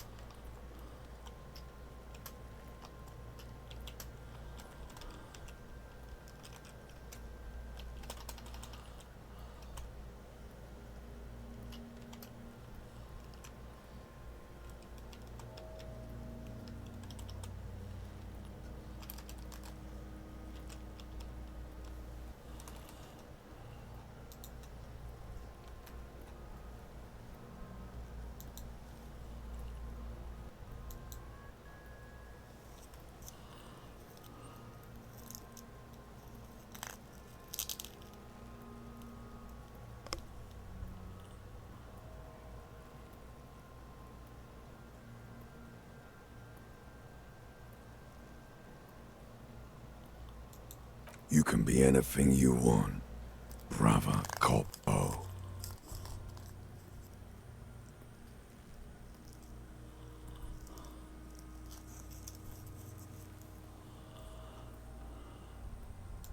Into the wild pale yonder.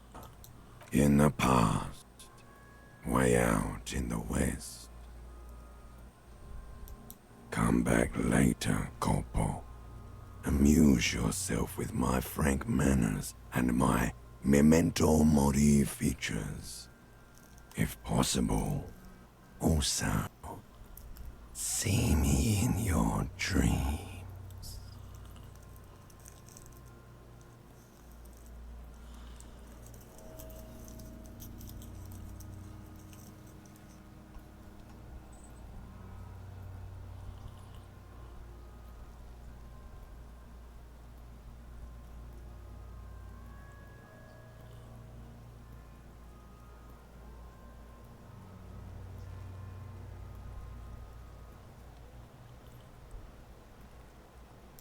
Are you sure we finished the preliminary examination of the cadaver? We might miss some of these things once he's done. The cadaver slowly twists on the cargo belt, his torso covered in tattoos, and extremities blotched pink and blue. As you narrow your eyes, the monster before you blurs into a violent mess of green and pink.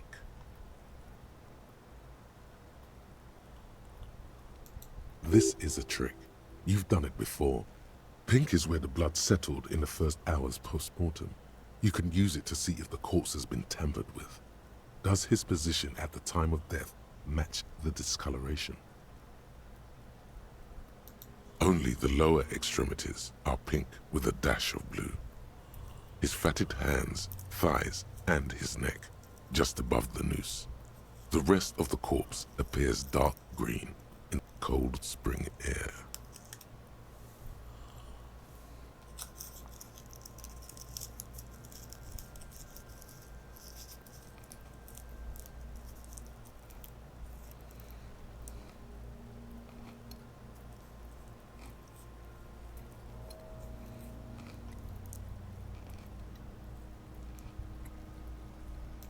The cadaver slowly twists on the cargo belt, his torso covered in tattoos and extreme.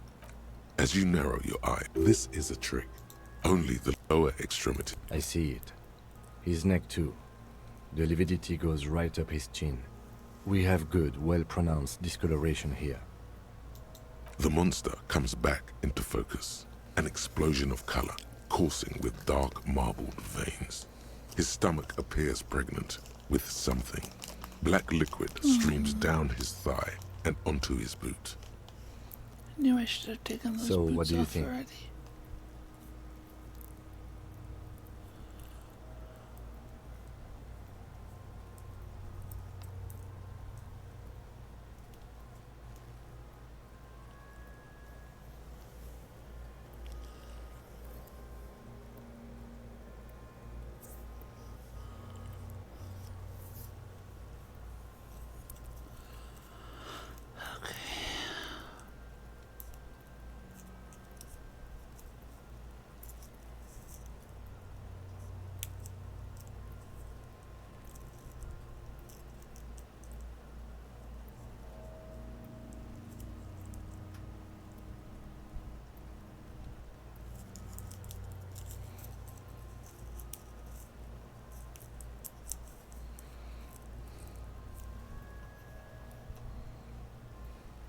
Agreed, especially on the neck. The belt acted like a tourniquet, keeping the blood in his head. The hypostasis supports her hanging.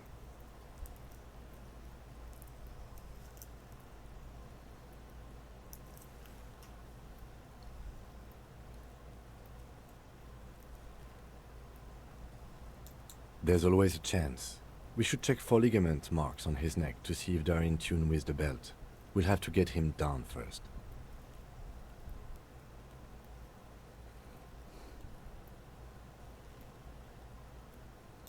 A pool of blood and feces has eaten into the frozen mud below the man's feet.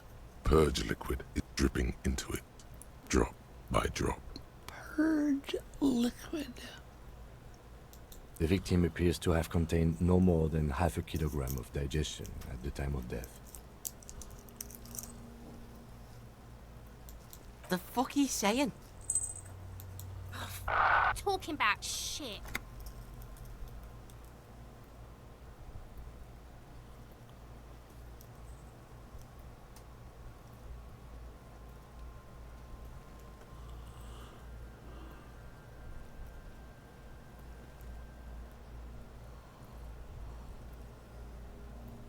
Did we? I don't feel lucky. I do. Most of them are post-mortem. Maybe even all of them. The delinquents have made our jobs harder with their little sport. Stop talking in riddles, coin slot. He means you fucked him up good, Kuno. Fucked him up brutal like.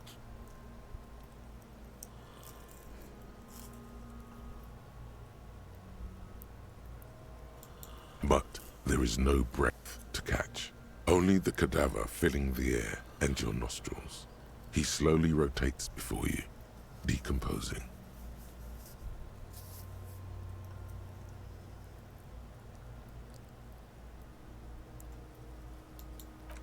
The steel reinforced belt presents a unique challenge.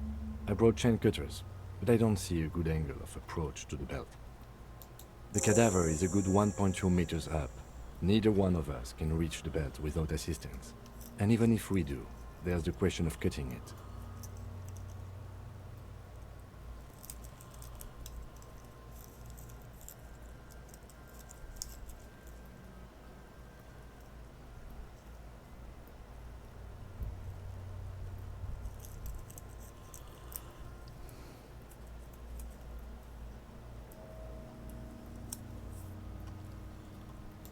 I was really hoping we wouldn't. The Union appeared to be suspect in this case. It seems like a dangerous route to go down. But what other options? The corpse twists on the belt, like chicken on a skewer.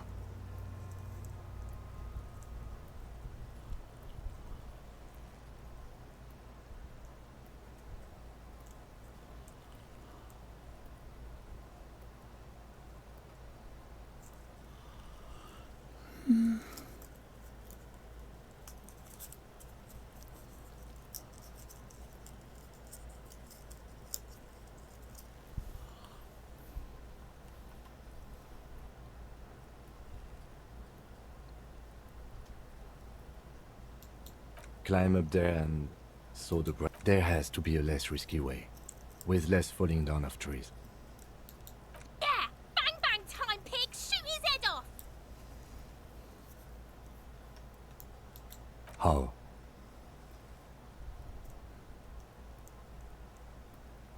Where the buckle ties the rope to the branch. That's a good spot to aim.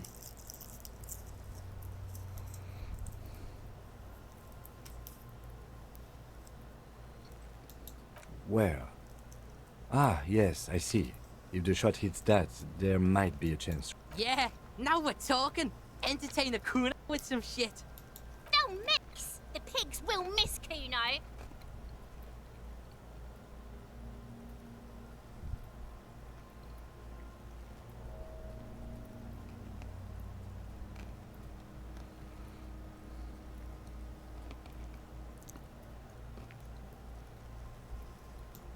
Silence.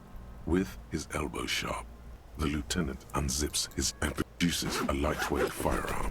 He drops a paper cartridge in the barrel, separates the scouring stick, and gives the cartridge 5 tucks.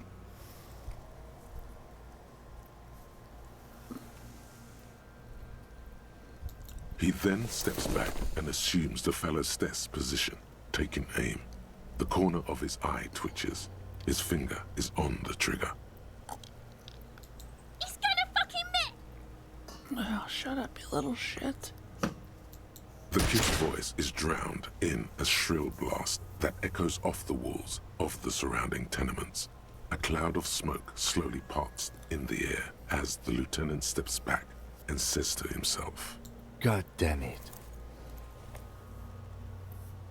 Fucking Kuno could have hit it easy, but then Kuno's not fucking handicapped, is he?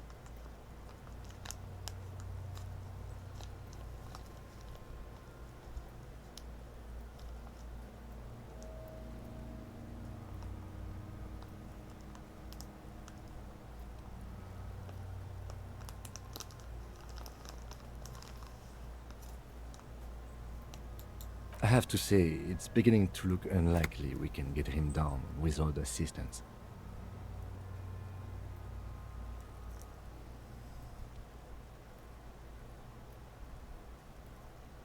It's bad as it is. Us shooting firearms like punks.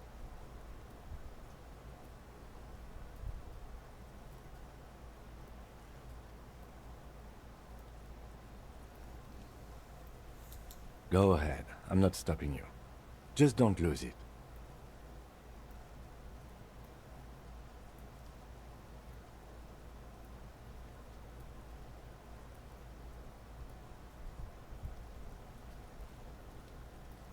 They only have one gun. This is the sorriest pair of pigs Kuno's ever seen.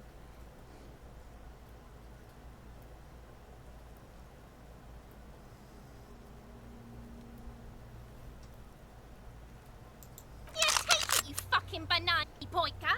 Take it and shoot your... The cold piece of bakelite and gunmetal, surprisingly light.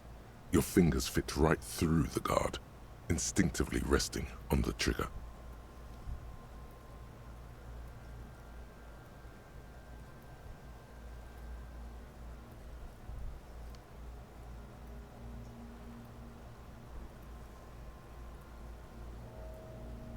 The fuck are you waiting for, Kuno? Tell him to shoot himself in the mouth.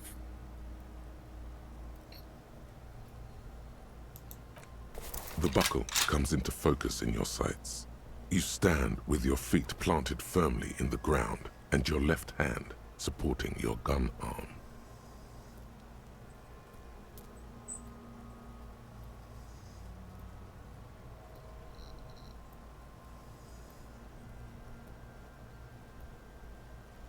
Why don't you just shoot yourself in your mouth? At least you won't miss.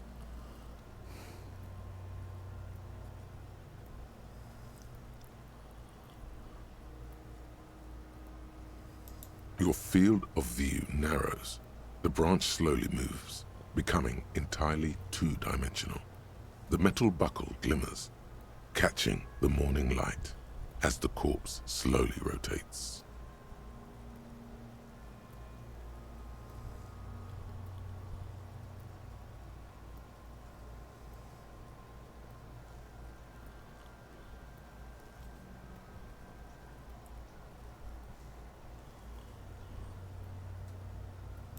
The slow movement of the branch in the wind and your shoulders directing the gun sync up, dancing hypnotically.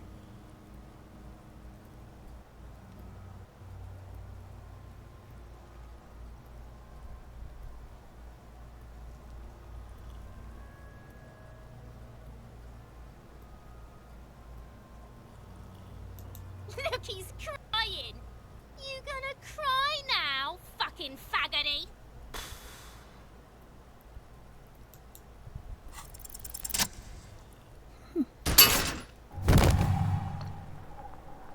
The buckle explodes into tiny pieces, coming loose with a whir.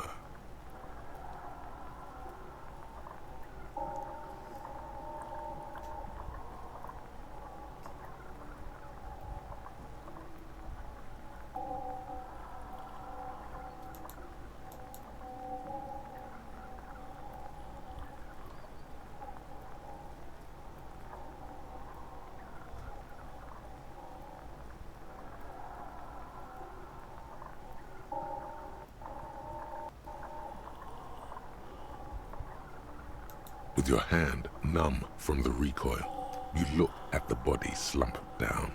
For a moment, the man appears to kneel in front of you.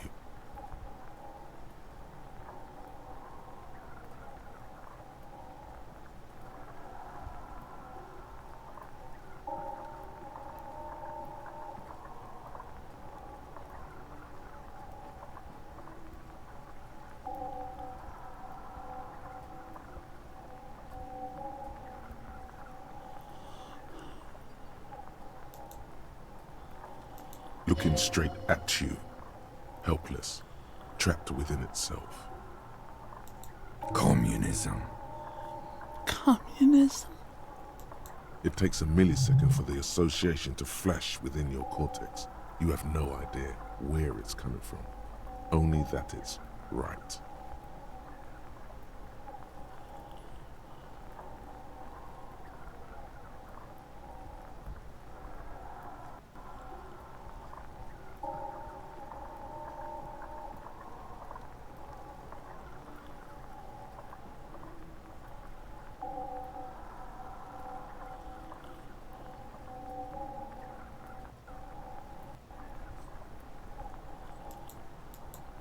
Then the rigor in his muscles gives up, and he smashes sideways into the spring mud, letting out a horrid stench.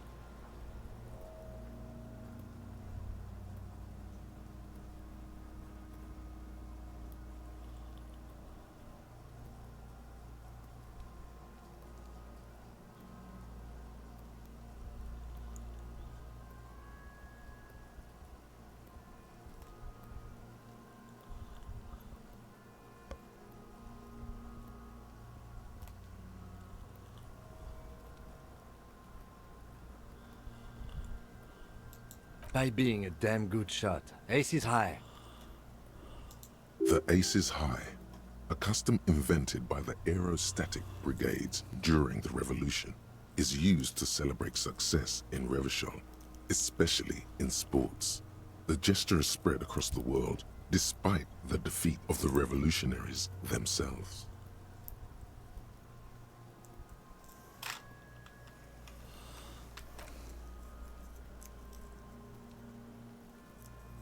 Okay. Maybe it's not customary in the 41st to perform an Aces High. In the 57th, we've carried over the custom from the Revolution. Maybe it's bad luck.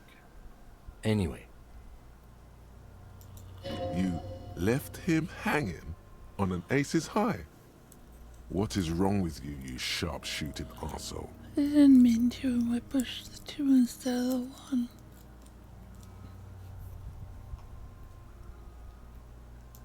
I knew these guys were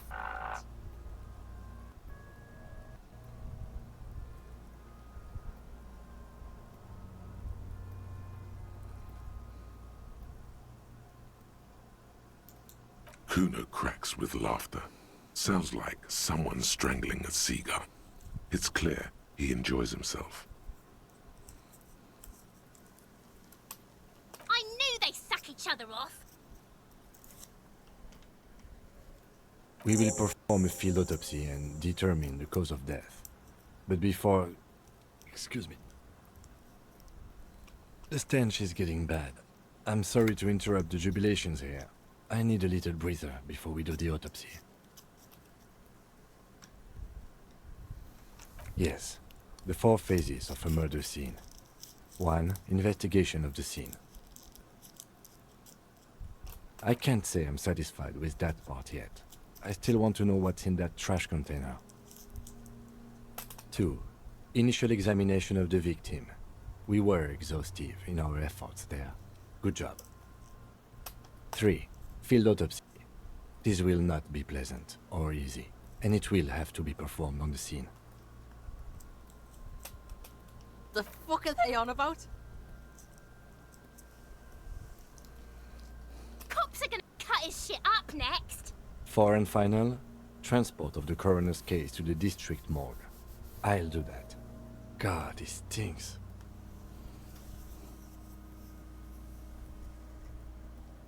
No, you and I are detectives. The honorary rank of detective signifies our ability to handle the entire incident chain. From crime scene to autopsy to cleanup, we do it all. An honor and a burden attached to your rank. Mine is Lieutenant Detective, unfortunately. I can't tell you how tired I am of this corpse. With shooting like that? Of course you are. Your station would not have assigned you to this case otherwise.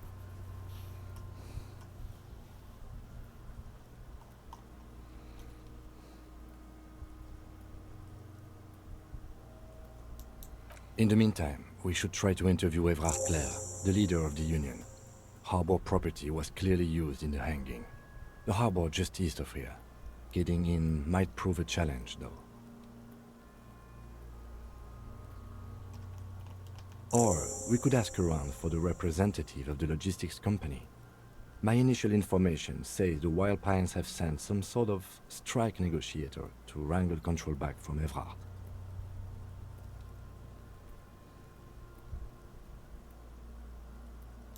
Yes, and those were the interviewees. Let's go.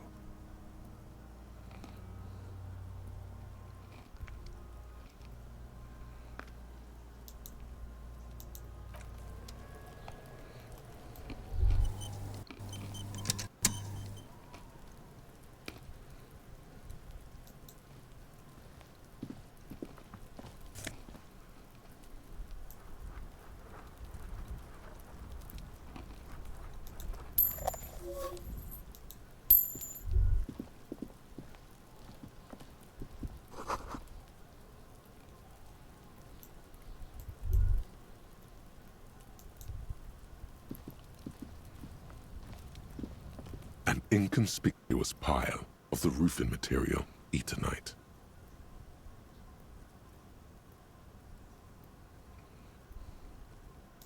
It's nothing. Someone just left some roofing material slanted against an old shack. Because it's nice and orderly, well-laid pallets, easy on the eyes.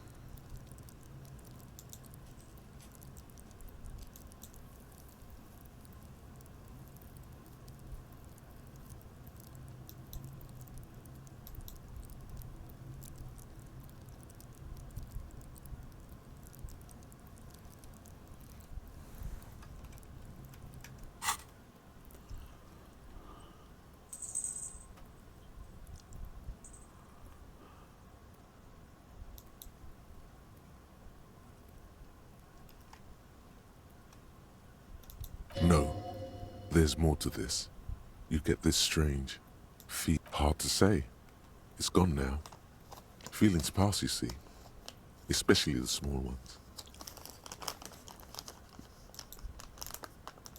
It's nothing. Someone just left some roofing material slanted against an old shack. It's nothing. Someone just left some roofing material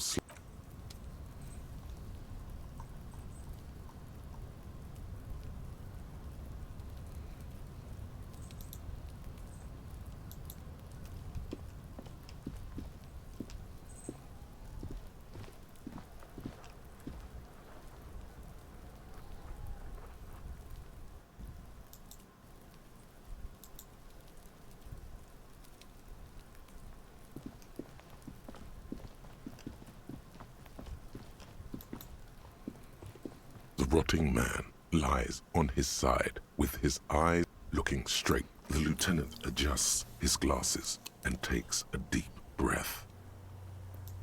Come on, officer. You know what a field autopsy is. You've done 100 of them.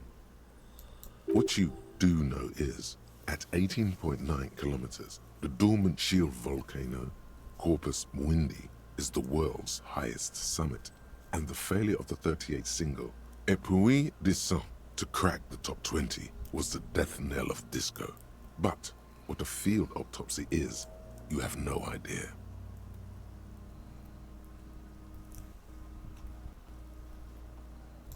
Fine. It's a 3-part form to be filled out on the scene by the detectives responsible. One takes note, the other dictates. The goal is to establish cause of death. A scalpel is not always required. I hope this is one of those cases. Latex gloves are, however. Unfortunately, no.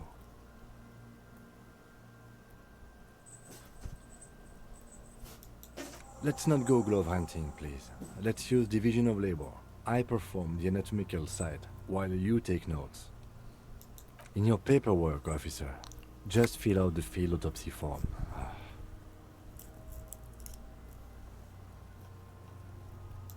Now they only have one paperwork, too. Officer, what haven't you lost?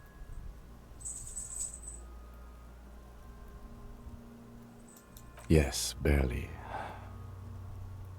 I can give you my paperwork. There's an autopsy form there. Several, actually, but only if it helps move things along.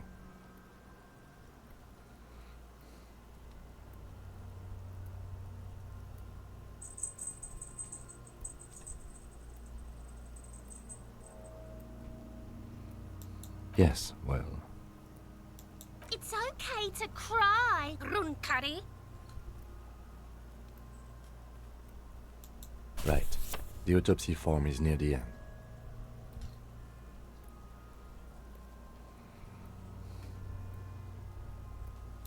You find a moment as the lieutenant inspects the dead man's fingernails. Just a few glances. The pages are filled with a bulky freehand that's nearly illegible. It's very hard to draw conclusions. All you can make out is that he is in a hurry to solve the case. The tempo of the handwriting says as much, and that there are a lot of notes in there. Most of them are made prior to arriving at the scene, in preparation.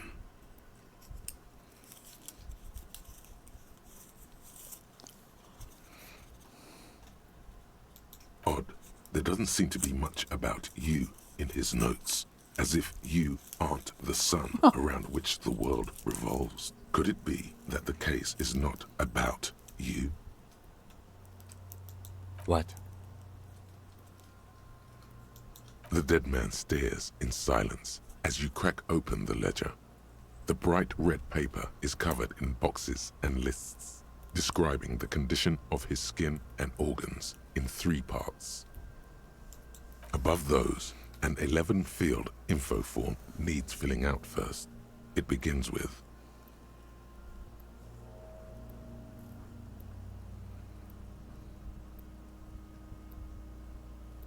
That's you.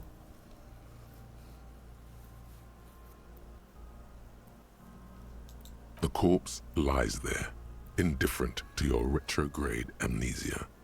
The next box says, KK57-08. Next. NA. Next. NA. Roughly 50. Try 40. The damage is so extensive, it's better to err on the young side.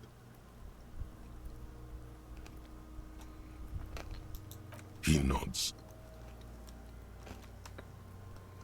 Mondial.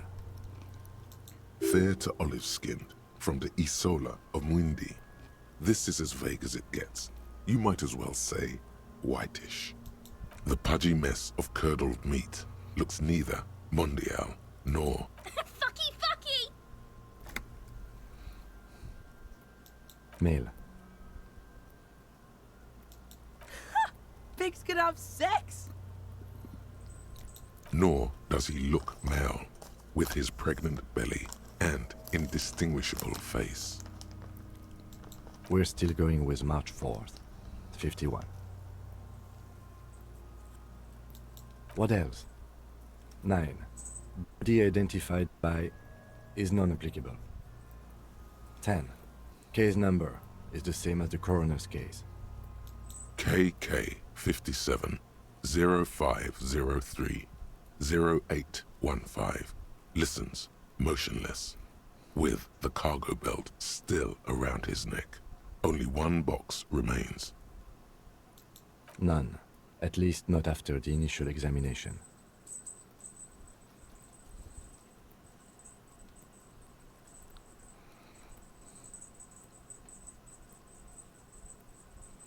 Interfering with the body's position or wounds post-mortem.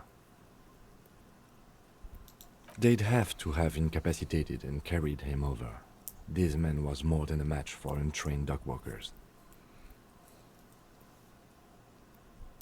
Your central nervous system recognizes this gesture. It's the stations of the breath. Ecclesiastic, religious in nature, a holdout from pre-DeLorean burial rites. It takes him 2 seconds to perform. Then, somewhere in Jamrock North, a small wood shed behind Rosencrantz Row, Lieutenant Nick Feuerbach puts his hand to the chest of a small corpse, no larger than a monkey. It's raining outside, light drizzle. There is darkness in the shed. Spirit corpus.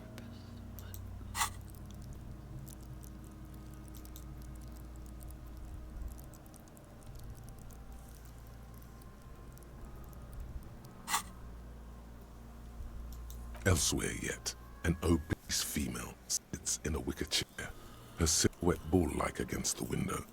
Outside, Grand Coudon. The day is turning dim for Sergeant Mac Dawson. Hand extended, he approaches, to make sure she is dead more than anything else.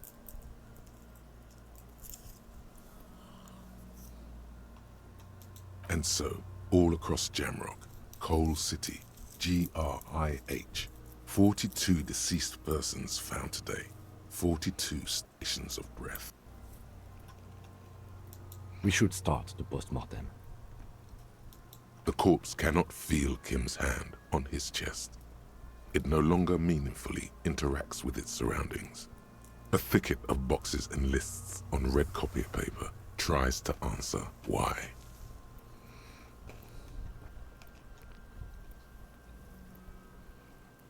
Clothes. The deceased wears armored boots and white briefs. The make of the briefs is Babrodin, I think. Let's see. See? It's happening? Babrodin, yes. Inexpensive. Size M. Color white. The disappointment is palpable. The red-haired thing was expecting some. The boots are ceramic, vitreous enamel. They are fused to his skin from blood flowing downward post-mortem. Removal of the boots is left for processing. The boot has a serial number. It's E50.100.100. The lines between the plates are in the shape of the alphanumerical. The number is purposefully concealed by the design. Tattoos. The upper torso is covered in a single, continuous tattoo, resembling a map of the night sky. It reaches from the right shoulder to the heart. The ink is blue and white. The assistant has a color photograph of the markings, to be added to the case files as document A1. The photo is taken on the scene, using a Trigat Mini. The deceased has a cargo lashing belt around his neck, tied with a hangman's knot. Color yellow. Length 3 meters. There is a buckle on the other end. Well-nourished, athletically built, measuring 1.8 meters. Generally consistent with age 42. Preservation is good. Ambient temperature below freezing. Body hair is light brown. Distribution is consistent with the age. The deceased had male pattern baldness. Hair is combed back, short. His hair feels wet, soaked with rain, cold to touch. Not that different from a living person. after a swim. The stench is suffocating. Strands of dark brown hair start sticking to your hand, like thread off a rag doll's head.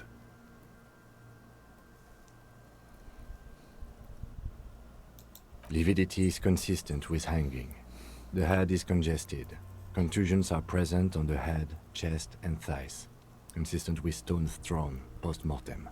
Low velocity.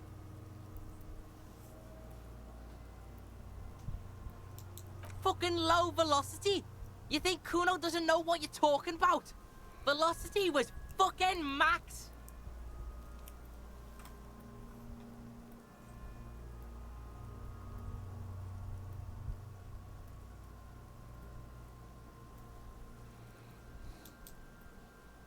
Talking shit about Kuno's velocity. In addition, there are bite marks on the face, scalp, and chest, consistent with predation.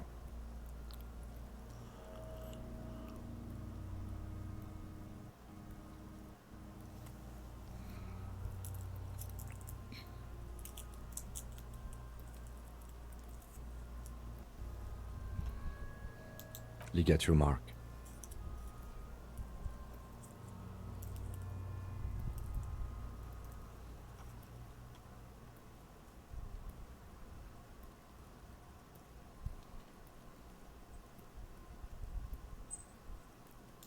The steel wiring. There's too much of it. We need to remove the bell so we can get to the ligature mark.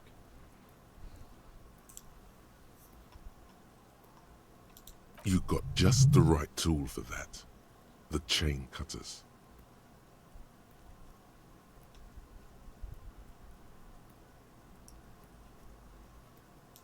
The hanged man lets out a joyous little bubble of rot from his nose. Always good to think ahead. Now...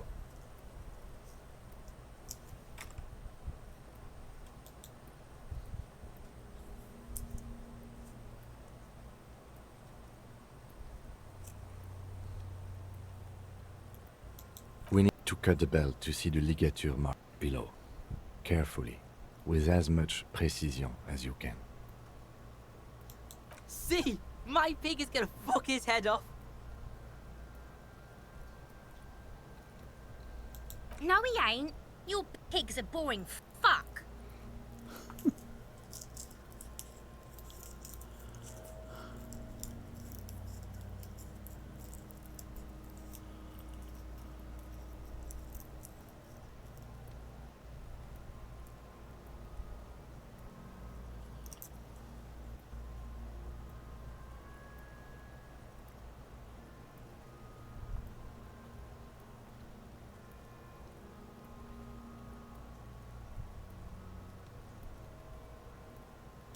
The belt is equally tight around the whole circumference of his neck, swelling over the edges like white bread rising from the east.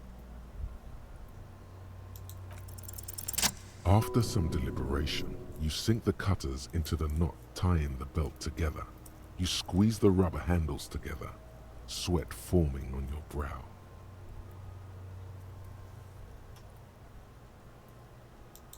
Snap! The knot is slashed. Another cut and the bolt falls apart like a flower bouquet, revealing the dead man's neck and the dark red ligature mark around it.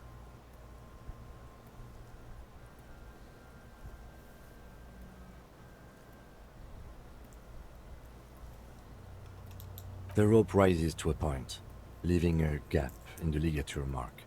The suspension point is in the back of the neck.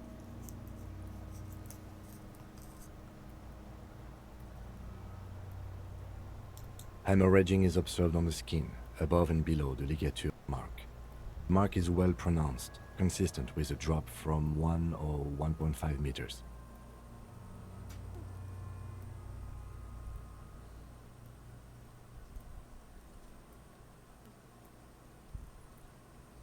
Chest is intact, normal contour. Abdomen is protuberant, pelvis intact, genitalia.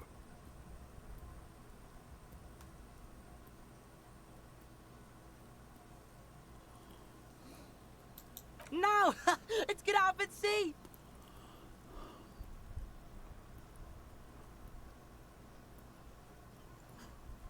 I fucking knew it! Genitalia is male and unremarkable. No evidence of injury.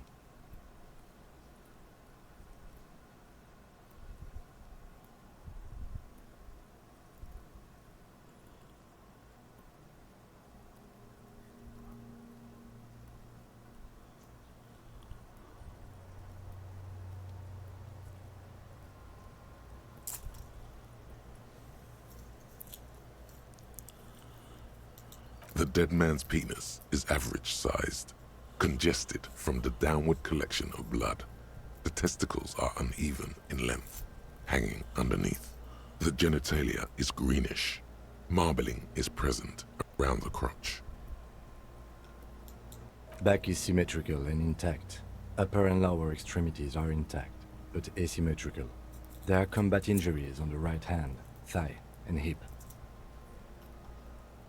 In addition, I see smaller, residual scars, too numerous to count, covering about 30% of his skin. From wounds sustained over 2, maybe more decades, dispersal and accumulation indicates long and active combat duty. We have a real museum here. Of battles, wars.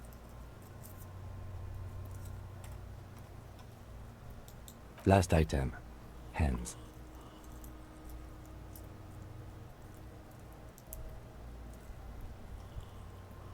Hands are clean. No sign of a recent struggle. I was. Maybe I'm just not seeing them. Honestly, this stench is making it hard for me to think at the moment. Ooh. That's all for the external. Well done. What next?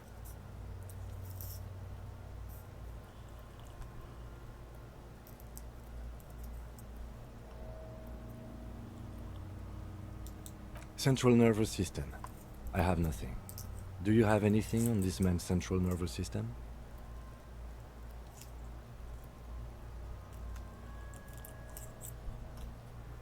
Of course, there is a moral to be drawn from it. A moral to this story.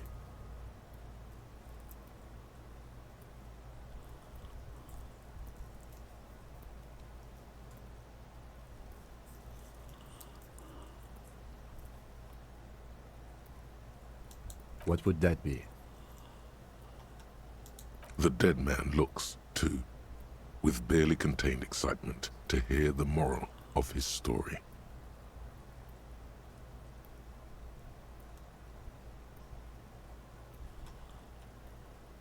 I think that may well be the moral of every story, officer.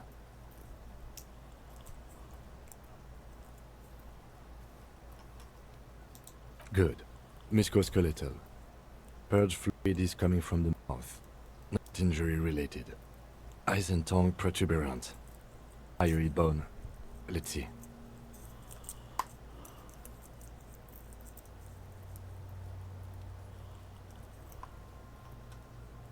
With his eyes almost closed, the lieutenant puts his hand on the dead man's throat and begins to massage it, gently. A rotting smell erupts from the mouth. Purge fluid runs down his lips, black and viscous. Purge liquid. Yeah, jack that fucker off!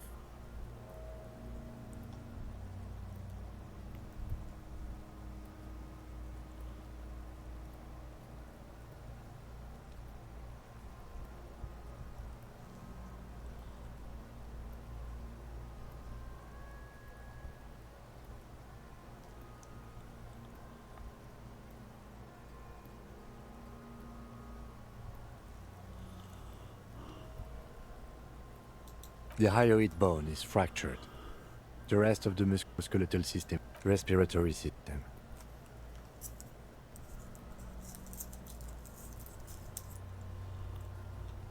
Oral cavity shows no lesions. The victim has received dental implants, possibly after a combat wound. Mouth swollen. Hemorrhaging present in mucosa of the lips and mouth.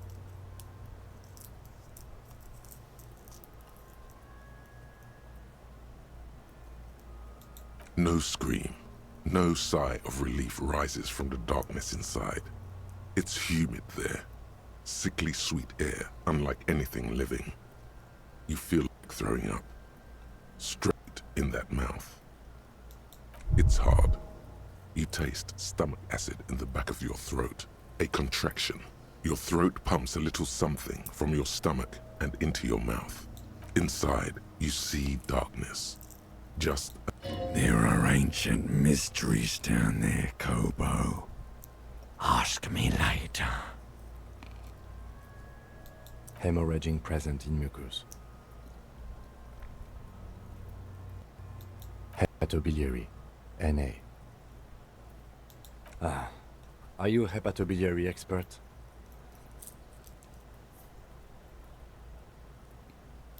Neither am I. That's it. Same for toxicology and serology, NA. Unless you have untapped reservoirs of knowledge there?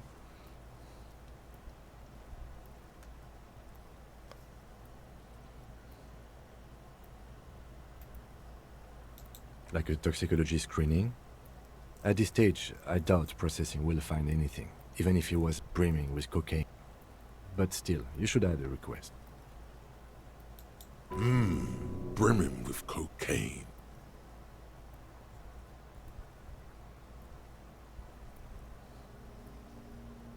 Cardiovascular. The body exhibits heavy lividity. Blood has gathered in the hands, feet, and neck. Hypostasis is visually consistent with the hanging. Gastrointestinal.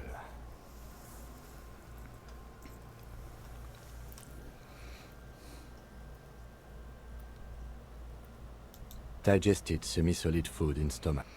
Voila.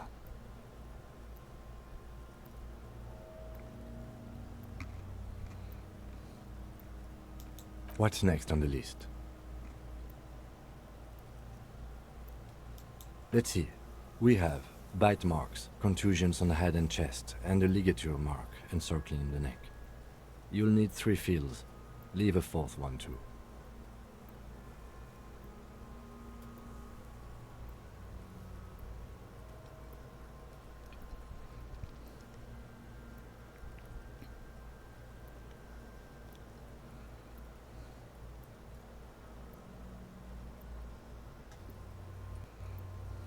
Nothing, just in case. Head, chest and scalp bite mark injuries. Predation by birds has caused damage to the body. Odontologist does not need to be consulted. And your opinion, officer?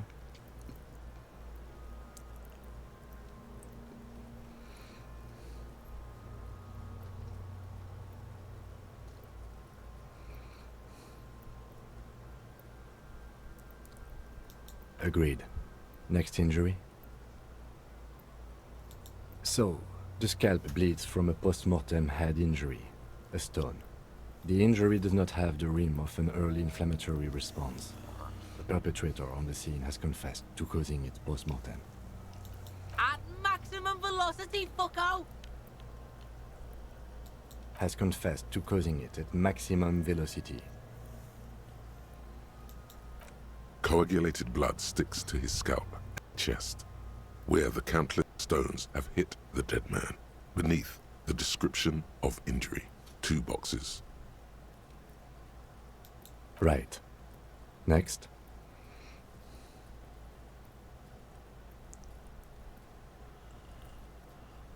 A dark red abraded ligature mark encircling the neck, with a gap on the nape measuring, let's say, 7 centimeters. The hyoid bone is fractured, the cervical column intact.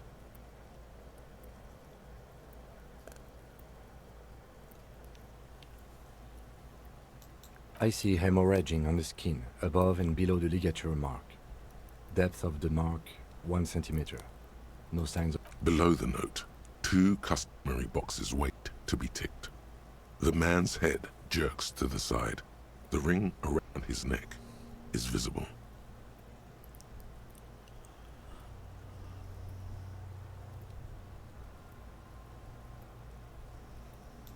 That's it. We have established cause of death. It's not much, and it leaves much to be questioned, but it's a start.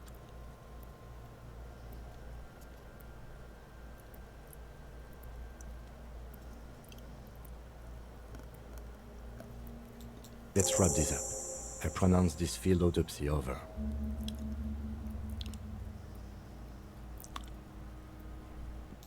Well, we established probable cause of death. Some would say that's the goal of an autopsy.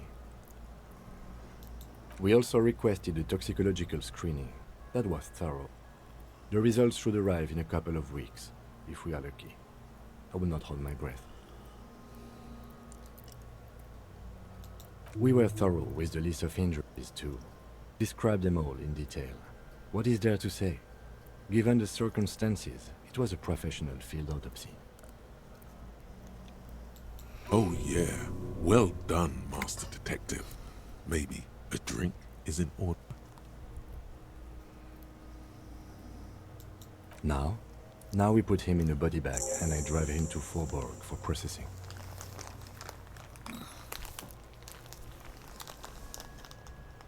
The lieutenant looks at the dead man one more time, then at his notebook, then at the corpse again.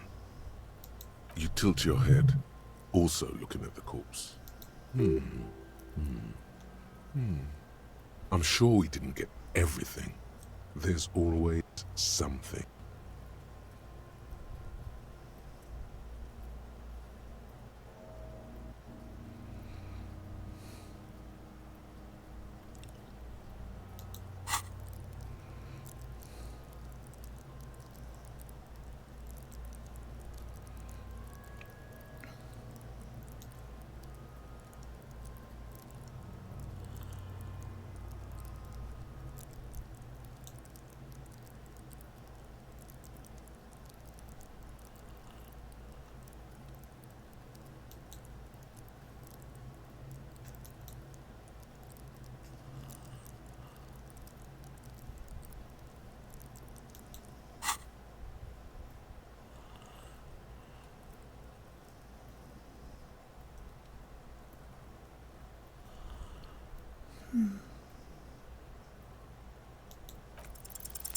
Your arms reach out and your eyes close, as if by their own volition.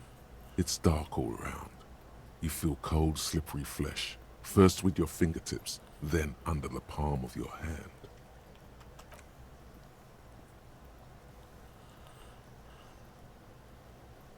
His face, his cheeks, his nose, his fat, swollen lips. Like a spider, your hand crawls over his features. Everything is silent. They are swollen shut. You need to really push. Only the little one fits. The flesh changes shape as you bore in, searching for something. The fuck is he doing? The thing you're looking for, it's not there. Crawl out, spider. You pick it between your fingers. The mass is even larger than your nose.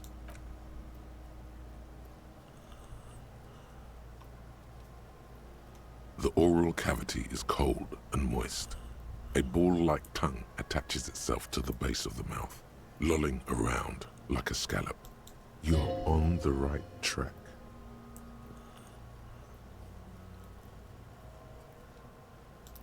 The tongue moves freely in the cavity. The mucus of the mouth is slippery, delicate to touch. From the soft meat, teeth are budding. Hard pearls of bone in the gums and in the back of the mouth. Can you feel it? You're so close. Rip his jaws open now. A vision of black and dark red death, pried open by your naked hands and studded with teeth. Looks like he's laughing. Death fumes rising from the throat, and there, in the back of his mouth, above the bell of the uvula, right in the soft palate, you see a hole, barely visible to the human eye. It is swollen shut, almost vanished. No larger than 0.4 centimeters in radius, the edges appeared darkened. So the hanging was to cover up whatever the fuck that is. An abrasion collar. This is what we're after. I see it. Kuno is silent. A black trickle of liquid runs into his throat from the wound. Your index fits right in there. A tight tunnel of flesh opens up. Tissue damage. Wide enough for 2 fingers. As you push both in, you reach through his mouth, right into his brainstem. Ew. The fuck is happening? Ah, shit, see? The basal ganglia feels clumpy. What entered here has torn apart his reptilian complex. This man will never sleep again, never wake. Your fingers slide into the remains of his limbic system. There is no resistance. It's gelatinous. The slug-like structures are damaged too. The tearing extends deep into both hemispheres. The lieutenant answers with the sound of his pen on paper. Fucking cavity, see? Your fingers are all the way in now, reaching toward the inside of his skull. The cavity goes further, but the entry wound isn't wide. Your fingers reach toward his skull. His cerebral cortex feels like jelly. Cold, sharp, serrated material. The edges cut right into your skin.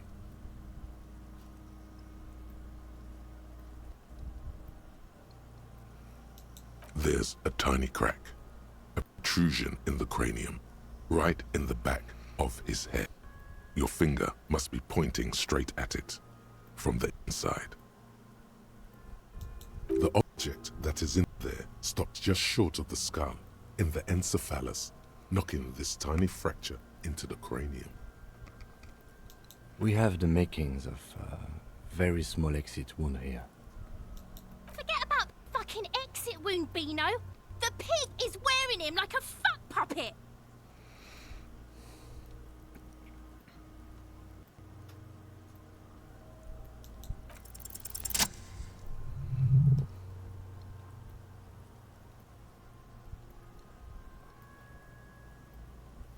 You pick the object between your index and middle finger. It feels sharp, like metal.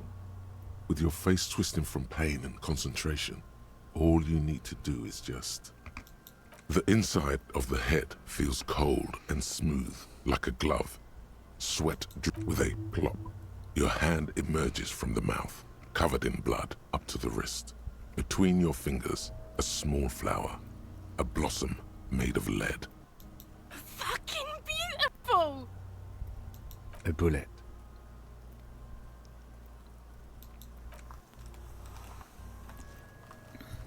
The bullet falls in the bag, leaving a smattering of blood on the plastic. He raises the bag under his eyes and says, A non-caliber. Rifle. Some kind of brittle alloy. Fractured on impact.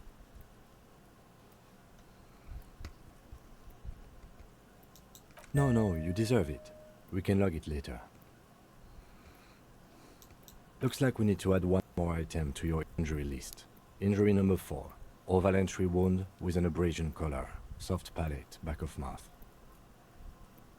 High velocity. Temporary cavity in brain tissue. Small exit wound on the occiput. How does that sound?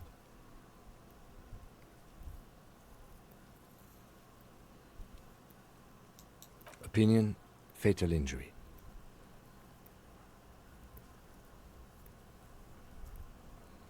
And one last thing. We should amend injury number 3. Ligament mark. New opinion, non-fatal. Post-mortem. Treatment. He's proposing the bullet was the real cause of death, and the hanging an attempt to conceal this fact.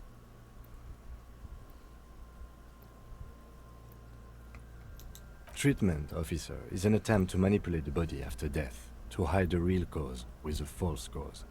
In this case, This injury here.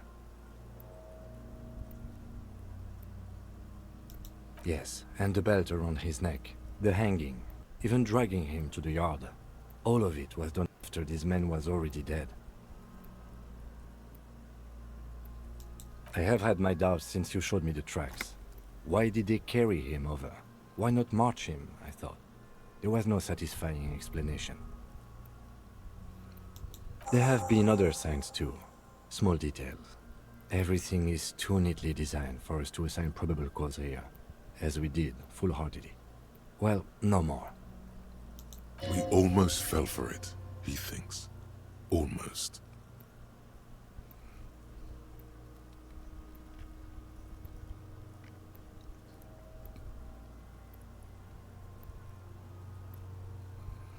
Oh, you really do.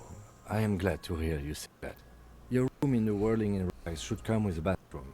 Be sure. Yes, we should take a closer look at it. I am certain. This little thing could reveal much about the weapon that shot it. Hi there. We put him in a bag and carry him to the holding pen of my kinema. The body bag should are contain you? the odor for the duration of the transport.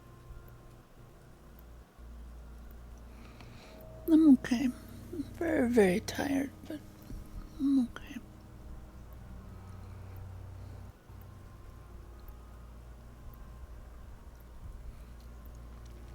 Good. I would drive him to processing, but it's too late to do that today. One more thing. This was really good work, Detective.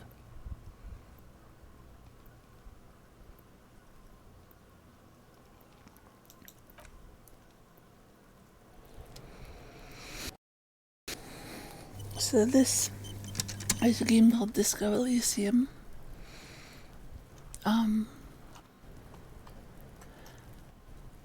One of the issues that I'm having is that I took a pain pill before playing, and as a result, I am so desperately tired. This trash container is locked.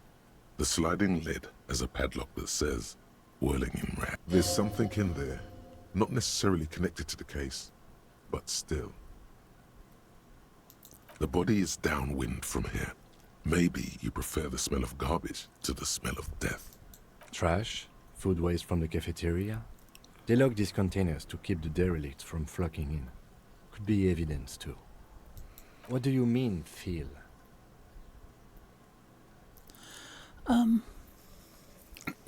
So I'm having a little bit of an issue where I'll have a long blink, but it'll be an extra long blink.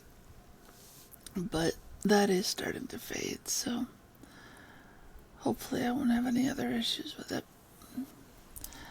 I didn't expect this to be quite so visual novel-y.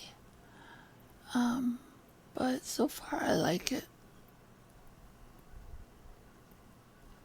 Yeah. Yeah.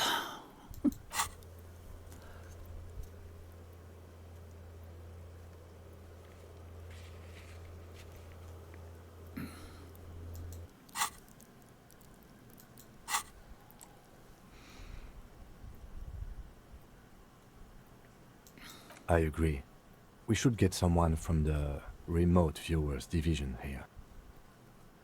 All the detectives from all the precincts who experience extrasensory perception go to the remote viewers division. Their work is invaluable to the force. None, because they don't exist. There isn't, but we should still access this container. We could try using a pry bar, the one you took from my motor carriage, or we could ask for a key from the manager of the Whirling in Rags. He probably had one.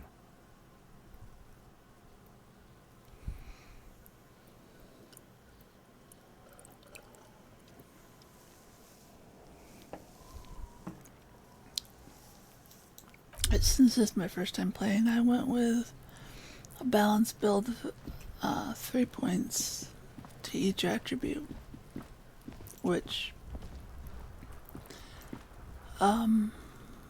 so far it's been working okay. But obviously I'm very, very early into the game.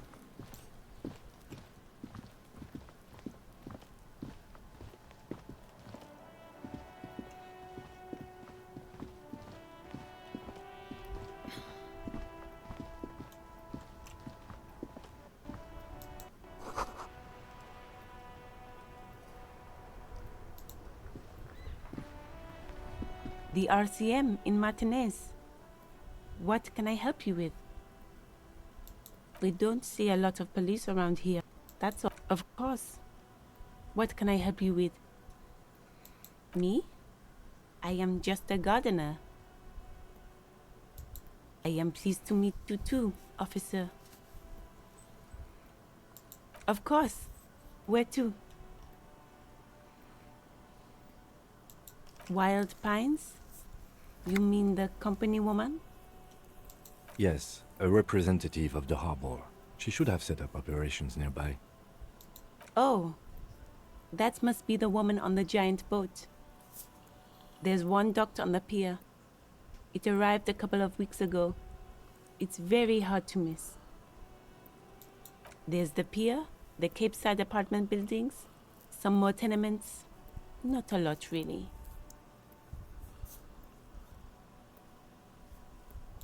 The harbor gates? Some kind of commotion, I think. I don't follow the local politics. A fleet store, too. Some shops and a bridge. The canal bridge leads to the coast, but it's broken, I think. Some kind of accident, probably. Just coast. There's a little fishing village there, and a fish market. But that got closed down ages ago. It's just water. No, actually, I think they call it the Martinez Inlet. There are some islands in the bay, but they're hard to reach. What do you mean? Yes, sir. District of Martinez. This intersection is called Roundabout North. He knows where we are. He just wants directions. No problem. Of course. See you around, officer. Canary yellow glove. Feels like that means something.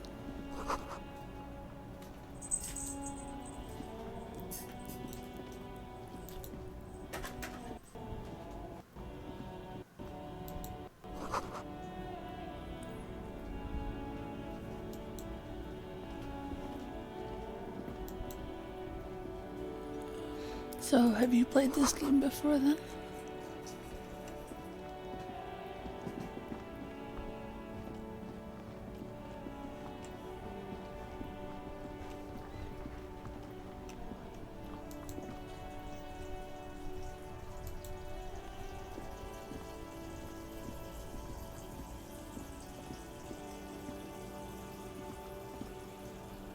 Wait, where's the main entrance?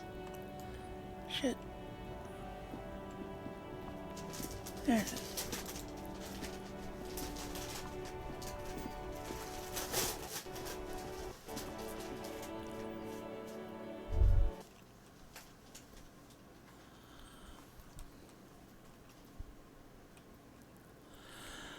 Yeah. Now that I know that it's this kind of game, I will keep that in mind. Can I help you?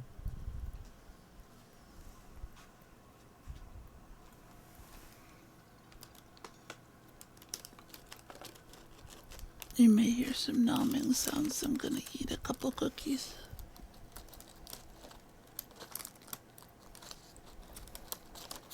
If I can get them out of the package.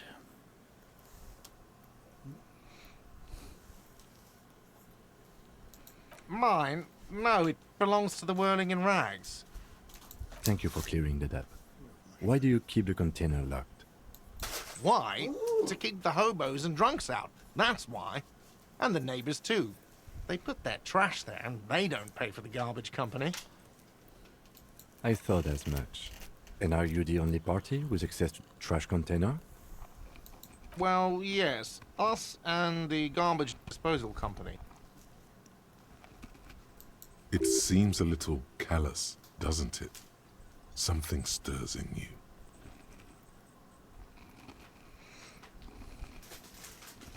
Prod at him and find out. Callous? What are you? Kras Mazov? Almost all establishments in Revachol keep their trash locked. The whirling in rags is not special in that regard. Krasmazov, nom de guerre, was an economist and a historical materialist. He was a leading figure on the Grad side of the Centennial Revolution, where he headed the 9-day government. Mazov is considered the father of scientific communism, Mazovian thought, or Mazovianism. He killed himself.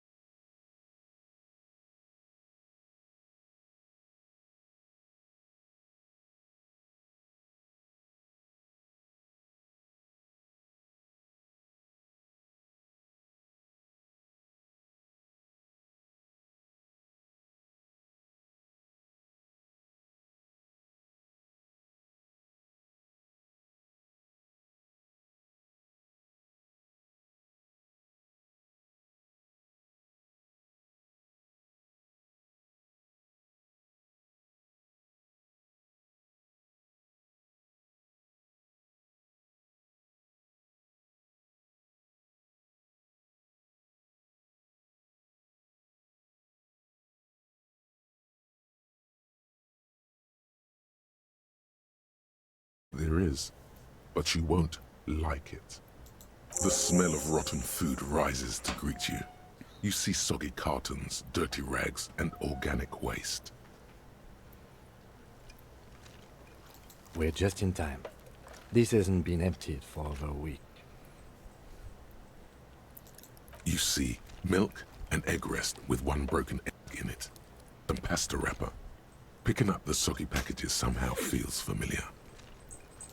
A box falls into pieces in your hands. Batiste Soleil cereal. There are plastic pasta packages below, and turbo noodles. Nothing of note. Among the threadbare kitchen towels, something catches your eye. As the legs of the slime-covered jeans begin to unspool from the garbage, a rank corpse smell. The victim's clothes? Cadaverine odor is faint. If these belong to the deceased, they were removed when he was still in the early stages of decay. Drop them in here, officer. Guitar-marked blue jeans. Pockets empty or emptied. He wore them with a belt, too. A white belt. The belt is missing. That's it. Do you see anything else in there? I have another bag here. The belt is what was tying him to the tree, dumbass. Something slimy catches your eye. A drab, long-sleeved shirt, olive-colored, appears from the food waste, dripping with pus. Oh. This is a military-type overgarment. No label or serial number. This is the kind of rib-knit shirt that's worn over light armor to conceal it in an urban scenario. Anything more? The rest of the rags are just kitchen variety waste. A yellow old mug that catches your eye. But other than that...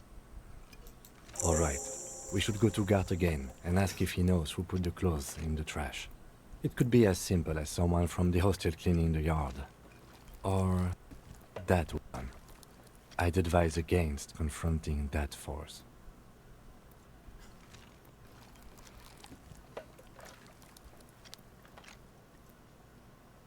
Not really. All we know is the victim's clothes are in the trash. The lid was locked, and his establishment had the key. It's just a small loot. The lieutenant nods, then looks back into the trash container. It's just organic waste, cold and slimy on your hands. Apple and potato peels. Nothing. It's nothing. Nothing more to see here.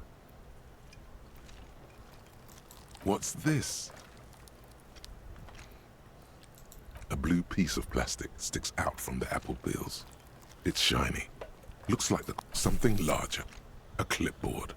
A blue plastic clipboard with moist papers hanging from it. They look badly damaged, but you can still make out forms and notes. Written in a man's handwriting. Officer, is that your paperwork? It is. Look, the plastic has the RCM street grid on it. You've even got an autopsy form in there.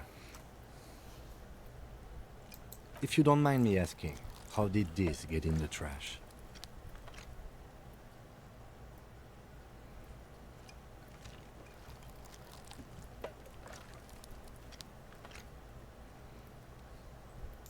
Boring.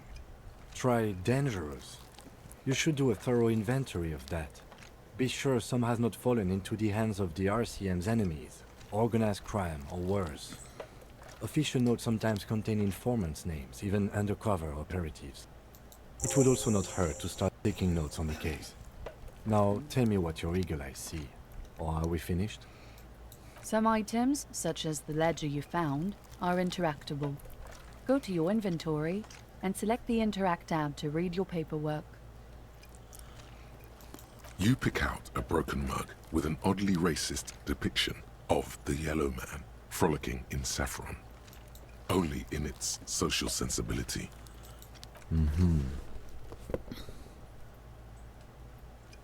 The container sounds a muffled gong. That's one thing off the list. I think we got it all.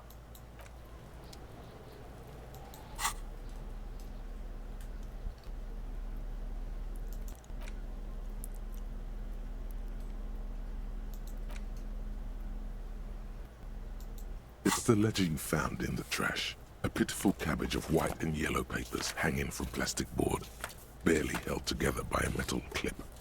This sad display is made complete by the faint smell of urinal cleaner. There's a piece of toilet paper, or is it cleaning tissue? No, it's toilet paper, desperately sticking to the back of the blue plastic clipboard. It's a metaphor for you. Below Below the pathetics, terror. Do not look into its blue heart. It's just toilet paper sticking to the back of the plastic clipboard. You can take it off if you want. Still wet, the toilet paper peels off the plastic easily. All you have to do is shake it off with your finger and voila! The ledger now looks marginally better. An aluminium block runs the width of the board, biting down on the paperwork. Its crocodile teeth are the only thing keeping the papers together. A regular pencil, the tip worn down to nothing, has been attached to the clip. The surface is interrupted by a silvery sticker. It's rectangular, sparkling with iridescence. You don't know how you didn't notice it before. Looks like an official mark, made to be low visibility outside the right circumstances. What? Yes, halogen watermark used for adding information to RCM property. It depends. Aside from an anti-counterfeiting stamp, mine has my station number and address. The information varies by date of issue. How many years you've been on the force, he's thinking. It'll have that. Any capable light with the right wavelength will do. All RCM vehicles have headlights designed to reveal halogen watermarks. Mine too. This means you can read the watermarks if you just turn the lights on. Okay. While a bunch of sodden papers sag from the clipboard in your hand, it's a sorry sight. They're not exactly white. They're yellowed in patches by sunlight and alcohol, and covered in dense blue handwriting. Ink escapes into watercolor patterns, reaching its tendrils across entire pages. The paper itself is checkered, with faint red lines, forming short paragraphs. Once in a while, there's a red stamp that exclaims, "Case files commit to paper." The case files themselves are plenty. You count more than 100 sodden, crumpled up, earmarked pages falling apart in your hands. They appear to be sufficiently organized and extremely dense, if mostly illegible. Work, strife, poverty, the Jamrock Quarter. These are handwritten logs of investigations dating back to January 51, this year. The exact number is hard to estimate due to missing pages and an odd naming convention. But there are at least 20, maybe 30 cases undertaken, not completed, mind you. It's the middle of March. You have attempted 2 cases a week on average. Huh? 2 complex cases to undertake is a lot, yes. You really have to push yourself. I would not suggest it, lest you start making mistakes. 2? That's a lot. I didn't mean to say you are making mistakes, by the way. That was presumptuous of me. It's okay. We all make mistakes. Like a fan of gills, the checkered papers dry in your hand. The handwriting is extremely dense, if mostly illegible. Yes, it appears you employ a, shall we say, robust yet literary system. Each investigation has its case number written on the margins. Yet, still more tellingly, most are accompanied by a name. A title, one might say even. One that draws inspiration from snoop fiction and vespertine cop show staples. Yes, all caps. One is called The Next World Mural. Another, The Square Bullet Hole Murders. Another yet, The Unsolvable Case. Others appear more light-hearted. The guy on a couch in an unexpected location, and the murder at the hookah parlor. Even the rare article-free collapsing tenement. Murder features prominently throughout. It's going to take an effort to piece these case files together, but it can be done. Once you're done inspecting them up close. You mean the alphanumeric? Officer, precinct, time of arrival at the scene? Oh, you mean the titular? Yes, well, so do I. In our defense, almost everyone in the RCM does. It's a holdover from the early days of the RCM. right after the revolution, when the organization had little idea how to do things. It persists in an unofficial capacity. Officers use these titles to refer to their work among themselves. Again, in your defense, I seem to have named one the man with the hole in his head. That was a real person. His death was real. Still, I named it that, to amuse myself. I pray his loved ones never find out. Rail spiked through the head. He died. It was a workplace accident. There is, for precisely one more. 15 pages near the end remain untouched by the damage. The checkered grid forms a structure of passages, breaking the case into subtasks to accomplish. Sadly, the ledger only comes with an old, worn-down lead pencil. It's unfitting of this. The lieutenant looks at his blue notebook. 2 fat, shiny pens hang from the binder, like large-caliber bullets on an ammo belt. He is not really saying anything, just standing there, looking at them. Absolutely motionless at first, then animated slowly, imperceptibly even, onto the paper with a brash free hand, uncannily similar to the rest of the letters. The wording comes easily. It's almost robotically simple, a language developed for mental rigor and simplicity. Inspect the victim's body. Get the body down. Interview the cafeteria manager. It's not exactly poetry, but poetry would be out of place. A satisfying slash sounds across the paper. You're done, it seems to say. And you, and you. Things to be done and things already done. The composition of reality. This is an extremely useful tool for a detective of the citizens' militia. Now all that remains is to name the case. No, actually.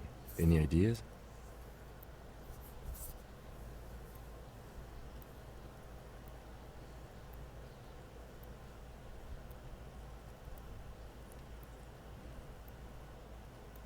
Furies. Yes, well, I don't know. I have to be honest, I'm not experiencing the internal strife that it refers to. And also, could you make it less poetic somehow? Just a normal case name, you know?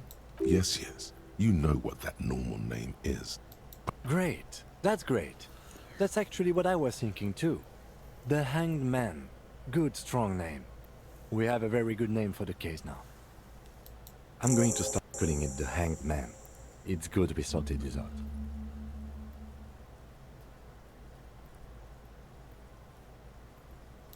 You don't exactly close them, so much as distance yourself from the smelly papers. They're a little further from your nose now.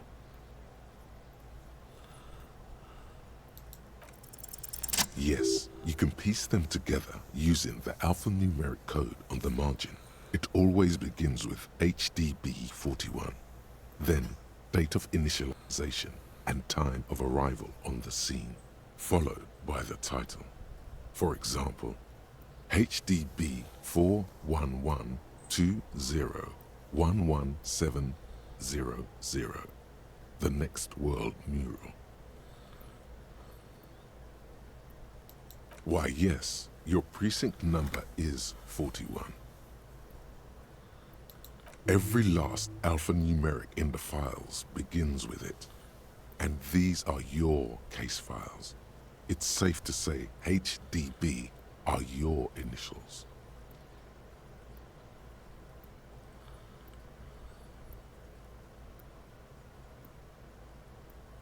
I got nothing here either. Logic really isn't the best faculty to have this conversation with, but it's the one you got. So sorry. Yeah, we're staying out of this business for now.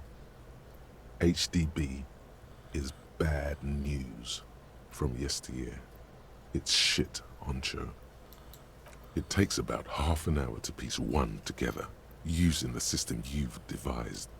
Where do you want to start? Not much has changed in the meanwhile. A bunch of sodden papers still sags from the clipboard.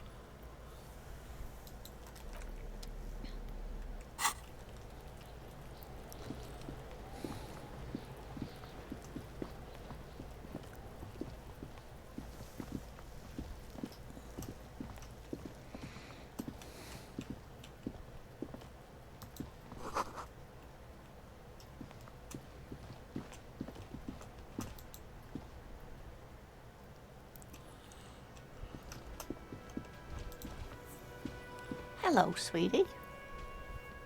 Wait, who's Sweetie? Her eyes move up and down your person as though taking your measurements. Her attention is scientific. Why, you are, officer. And have you found anyone to be sweet to?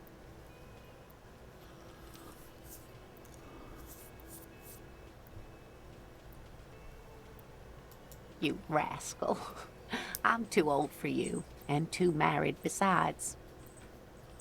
You must forgive me. I'm getting so scatterbrained. I completely forgot to introduce myself. I'm Lena. My husband Morel and I are staying with our friend Gary just down the street, but I come here for tea when they're away. This Lena is wacky enough for the motley crew. Hire her on the spot.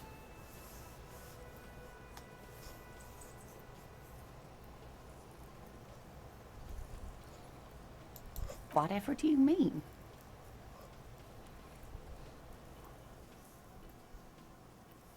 Sequence killers? Oh my. But I think you already have a partner, sweetie. A partner who needs you to get back to helping the people of Martinez.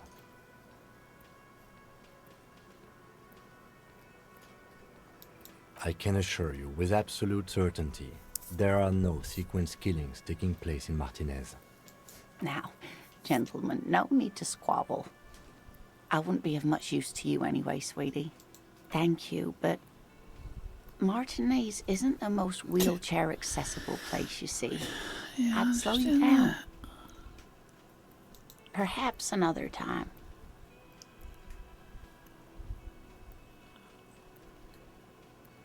Yes, officer. You look rather dazed. Like a stunned fox. But surely things can't be that bad. Oh my.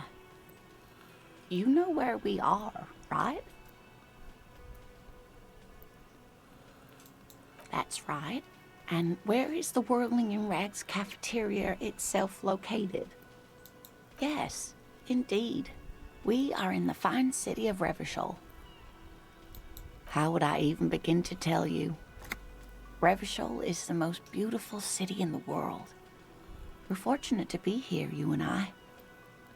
I haven't seen very many other cities personally, but everyone says so. Revachol is a rare jewel.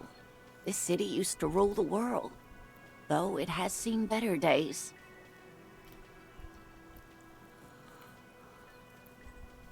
Speaking of history, you know what year it is, yes?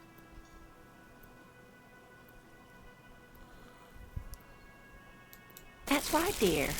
How splendid. Here, take this pen.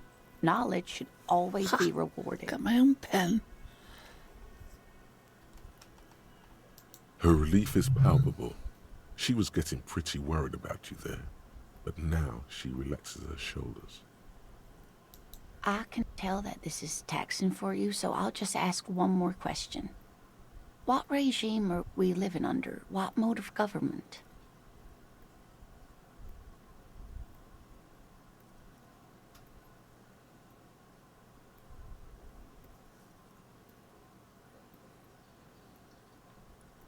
I don't know the answer to this one. Nope. Sadly not. Revachol is what's called a zone of control, under an alliance of foreign powers called the Coalition. We have no government of our own, and what democracy we have is market-driven. Oh dear. And you were doing so well. There aren't any cops in Revachol, not in the traditional sense. But we should stop for today, sweetie. You look like you need a break. Besides, I'm not the best. She's scared now. She's realized you really are brain damaged. You were doing quite well up until the end there. It does look like you're having trouble remembering things. History and places. Remembering reality in a word. It's very odd. A sigh. The lieutenant buries his nose in his notebook. But Maybe a fresh set of eyes is what the world needs, and while I'm no doctor, such bouts of amnesia are often temporary. A defeat, I'm afraid. The people of this archipelago tried to build something new, something different. The rest of the world didn't like it, so they came and ended it. This was 42 years ago. Of course, sweetie, I really don't know how to explain it better. Someone more educated in sweeping matters. Maybe you should ask. No, I'm not an encyclopedia. I won't be a guide either. I'm a detective. Of course. Then I don't know. Someone rich, maybe? Wealthy people are educated.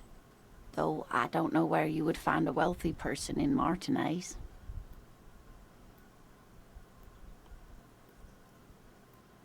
Of course, dear. Good luck with your case.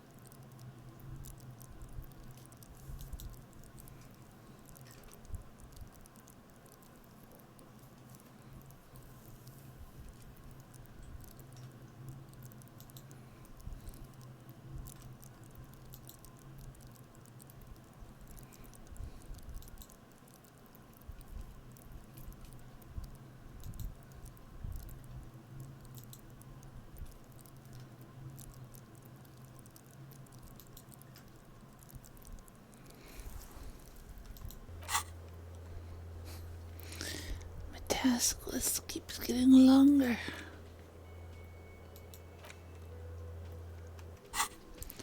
Okay, into the kitchen.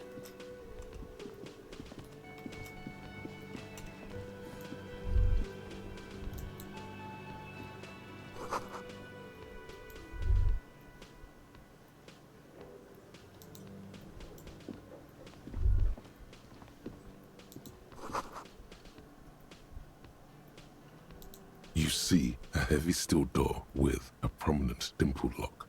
It's painted blue. What's a dimple lock? You immediately feel drawn to the color. Blue is for mystery. The cobalt blue surface feels rough to touch. The stainless steel door is flush with its frame on every side. Old cobalt paint, rough on the fingers. 40, 50 years since this was painted, maybe. It leads to a side building, adjacent to this one.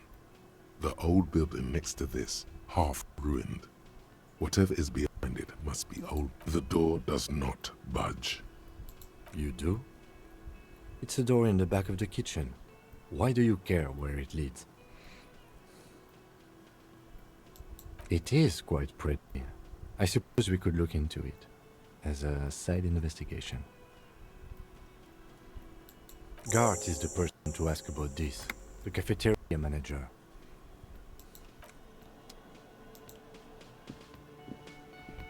A thin man is smoking below an exhaust hood, occasionally sipping from his mug.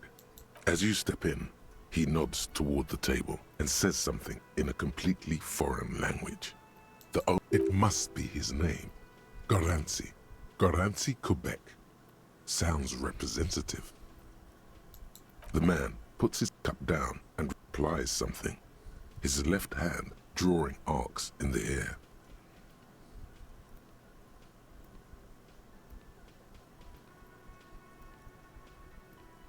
He looks up at you, then looks away quickly, shrugging and muttering something to himself. Shrugging is an international sign for, no, I don't know what's behind that door. He smiles and bangs his ladle against each of his pots. It's almost like music, especially with the sounds of assorted dishes boiling and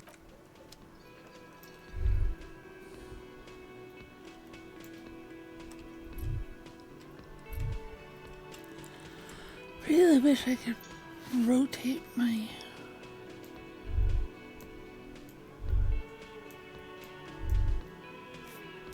angle of vision.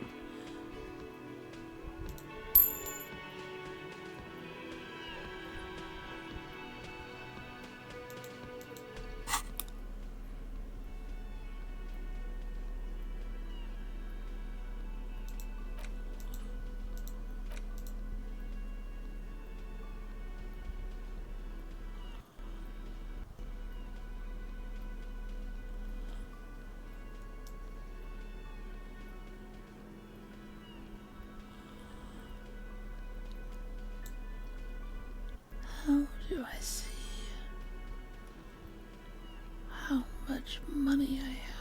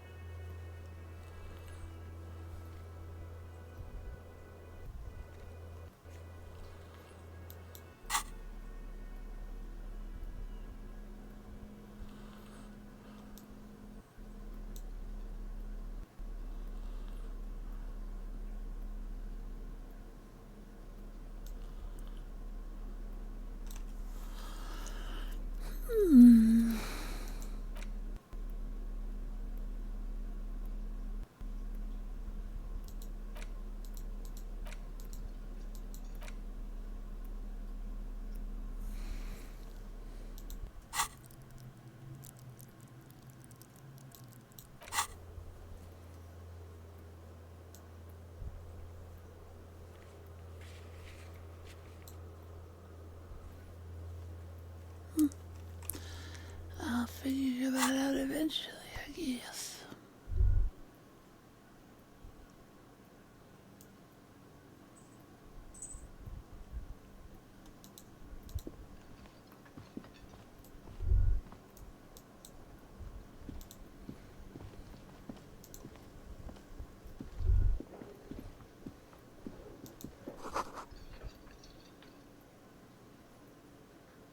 you should totally sing karaoke here, the first chance you get. Your emotions need to be expressed. People need to know your vast, oceanic soul.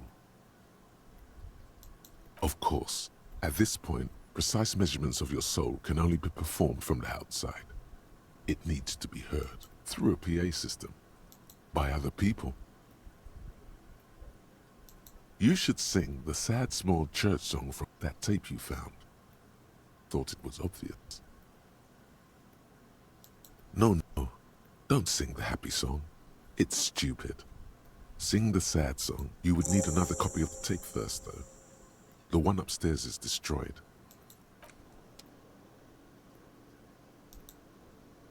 Can I help you? Thanks. I hope you found what you were looking for. How strange. I certainly didn't put them there. The trash collection service? CS Municipal. I don't see why they would put anything in the trash, though. Ah, the elusive CS Municipal. I doubt we'll be able to track down who was sent here last and when. This will have to be one of those little... Thank you anyway.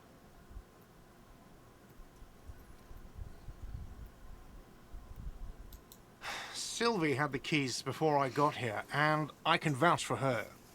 I can vouch for all my stuff. None of us would tamper with the crime scene. Yes? Another thing. Great. Oh, yes, that door. Sure. There's nothing mysterious about it. No, I don't have a key. I don't know how to get there.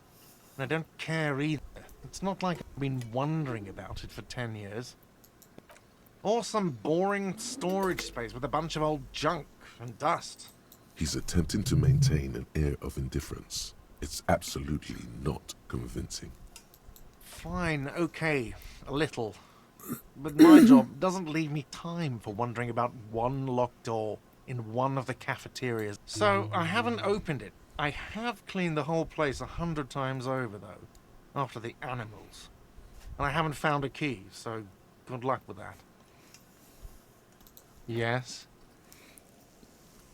Yes, have you got it? A lot. A lot. For the room, like what? I was really absolutely out of the question. Absolutely in the question. First we find a... Okay, and then I need to check.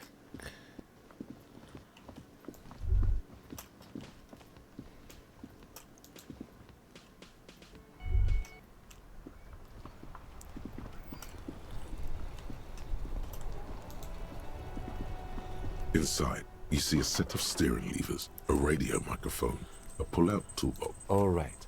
Ready? I turn, you press start. It's next to the preheater.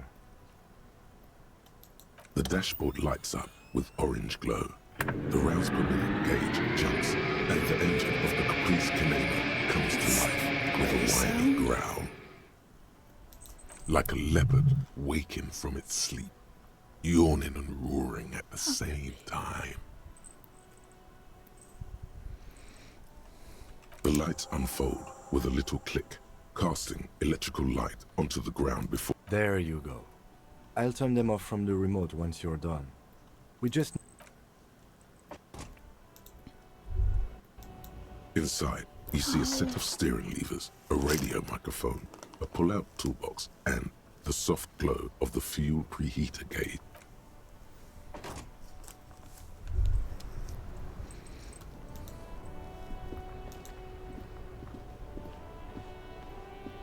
As you hold your ledger's kit under the headlamp, an iridescent hologram appears. A street grid and the veins of a great river. A familiar sensation washes over you. There she is. Revachol West. Around the borders of the watermark are dozens, no, hundreds of micro-perforations. There are many of them, and they are divided into 3 separate rows. The first row has 18 dots. The next is the longest. It runs all the way around. You count 216 perforations. Considering that nice, large number, a wave of pride washes over you. Though you can't say why, precisely. The last row has 3 perforations. That's it. The rectangular watermark is overlaid with the logo of the RCM, and yet the major arteries of Revachol are all recognizable. They shimmer in the Kanema's headlights. A rat brazenly darts past you and disappears amongst the stopped lorries. In the distance, a child somewhere shrieks. A woman reprimands her in a voice no quieter than the child's cry. Ah, Martinez. Let me see. Right here.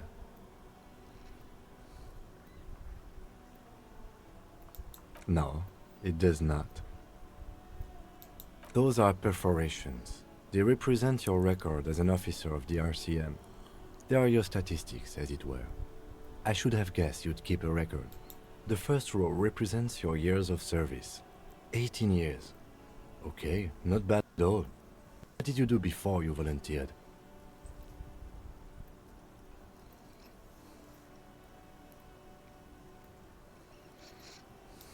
Fair point. Let's move on. This next row, the one that wraps all the way around, is your number of... Wow, more than 200! It's quite a lot, even for someone who's been on the force for nearly 2 decades. Usually, clearing more than 10 cases a year puts you in the 90th percentile of all RCM officers. Right. Those are your confirmed kills. You've got precisely 3 perforations there. For an RCM officer, especially Precinct 41, which is in the Jamrock Quarter, it's rather tame. I mean that in a good way.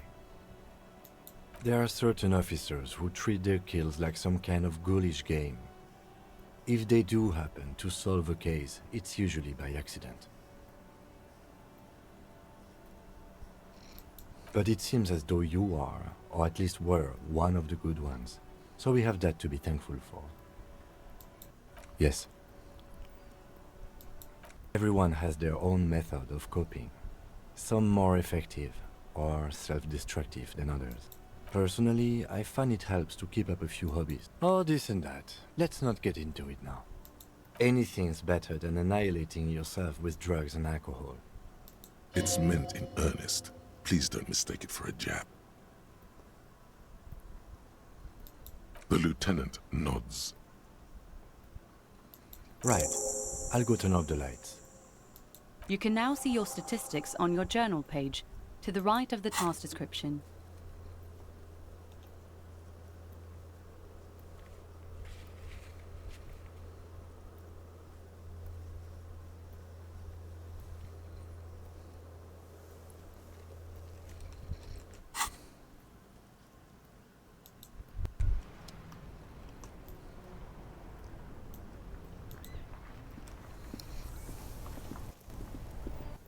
I am a gander and a hunter and a gatherer. Feel like a traveler. A simple little cadence. He seems to be making it up as he goes. From another planet. Hey there. It's the jam, my man. The air from the east is thick with the smell of crude oils, heavy metals and other byproducts of the modern era. You can almost taste it. It's a traffic jam for the ages. Harbor gates up the street are shut tight, no explanation given. Workers on strike, scabs agitating, an all-around clusterfuck. Meanwhile, we're all stuck here in long-haul limbo for days upon days upon days. Upon days. Yeah, exactly. It's official. He too agrees. This is the antechamber of the afterlife. Feels like forever. Like I was born on this here roundabout and this was all I ever knew. Just me and the metal and the tires, the oil and the fumes and mazout. Yeah, imagine. It's been a whole week already. So tell me, what do you need? It's like, whatever's going on over at the docks. Workers got a blockade set up, making demands, no way in or out. Some pretty wild stuff, I hear. Like a giant new power crane in half the company? I forget what exactly. Good on them, I guess. I've heard talk there's a company rep in town, too. Like, a strike negotiator type. They'd know what's up. Precise demands and so on. Ah, yes, from the Wild Pines. We'll meet her soon enough, I'm sure. They want to keep that money flowing in, my man. Ka-ching.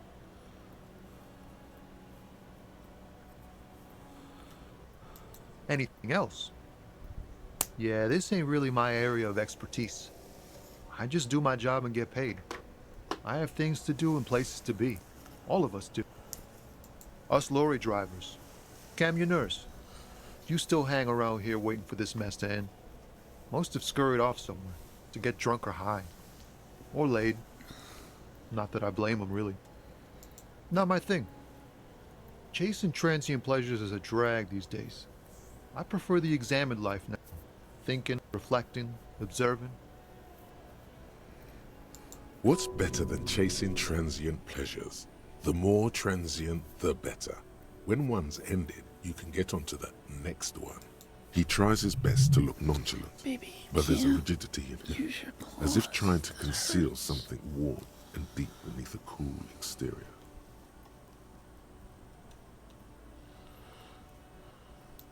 Ain't one of us drivers. I know that.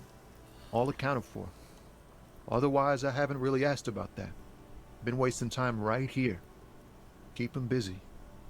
It's easy to see he's telling the truth. He's kept his nose out of the dark stuff. Analyzing the fundamental structural and psychological conditions of being stranded in the midst of a sea of motor lorries and their sad, despondent chauffeurs. A sense of surprise there ain't more bodies hanging from more trees.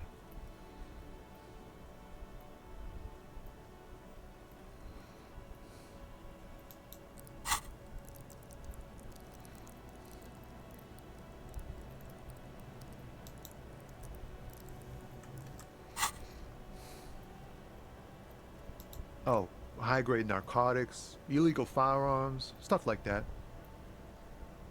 Can't even get a few jokes past you, my man. I've got another haul of found cargo. Mostly sporting goods, tracksuits, and that kind of thing. They usually get shipped to Grodd in the Occident, though we've been making headway in the Il Moran market lately.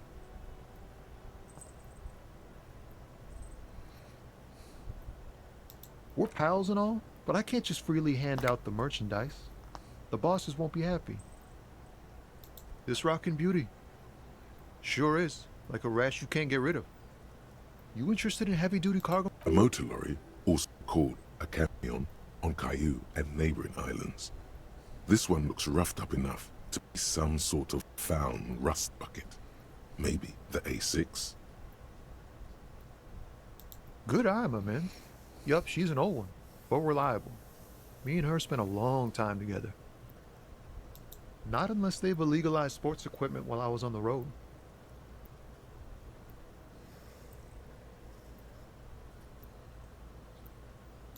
The man taps his fingers rhythmically against his arm. Ease into it. Damn. Don't go too far. This seems like a personal matter.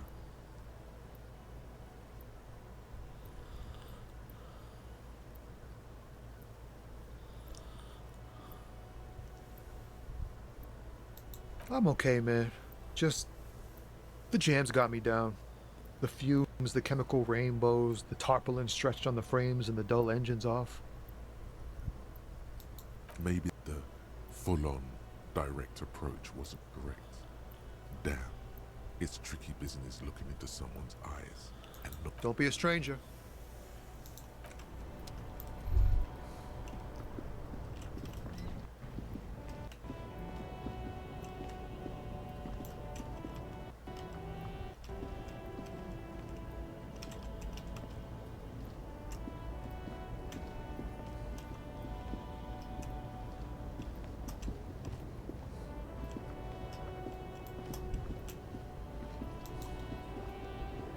An old monument stands in the middle of the traffic island, pointing toward the sea. It looks as if it's been reassembled piece by piece.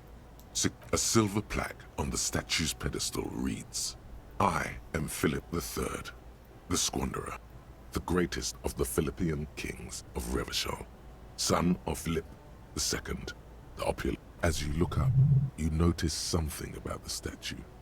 There are some odd indentations on the king's chestpiece.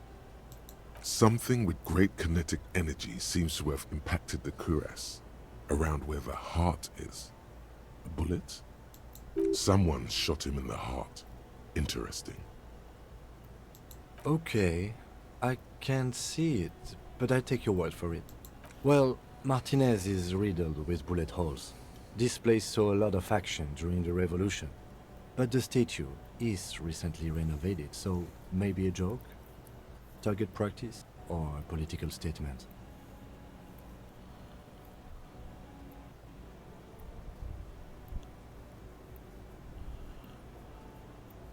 Why not? What this shows us is guns aren't too uncommon here, and people still shoot them, sometimes at kings. The king stands high above you, surveying the bay, mute and indifferent to your sightings. Even by the standards of the Philippian kings, old sumptuous Philip was known well.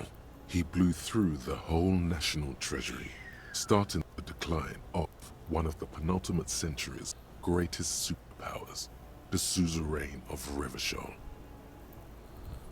His own maladministration foreshadowed the fall of the monarchy during the anti-centennial revolution, an end to his family line and the monarchy on the Insulindian Isola.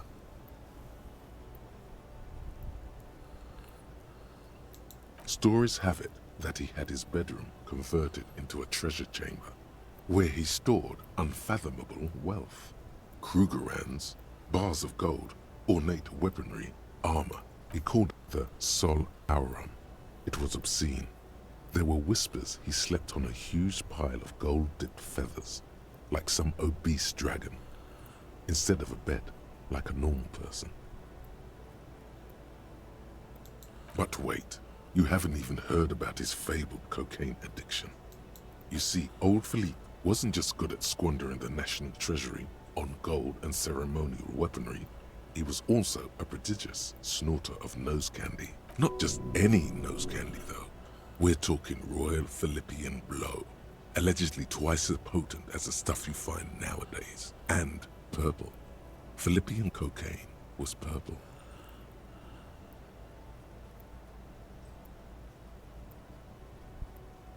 That's what the revolutionaries said 150 years later, right before they emptied out the royal mausoleum and dumped His Majesty's mortal remains in the Insulindian Bay.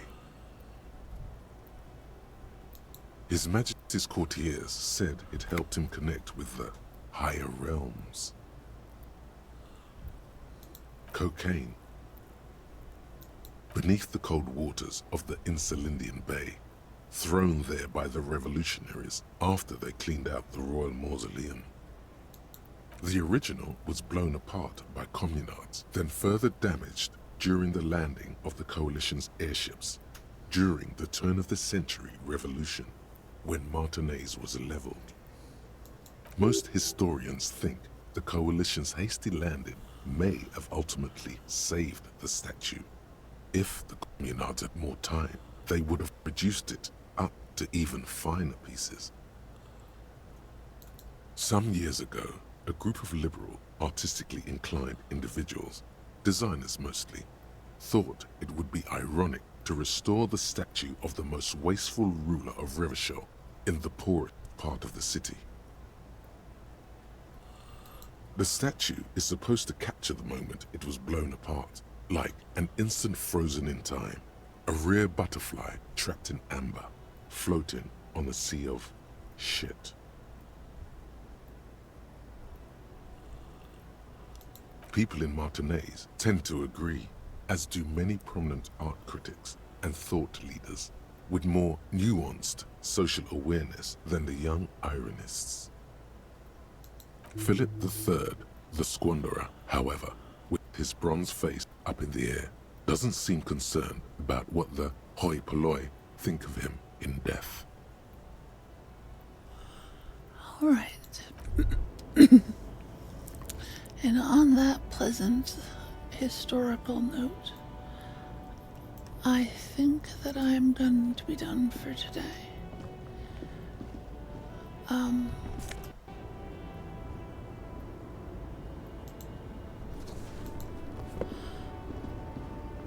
I will be back should be back on Monday.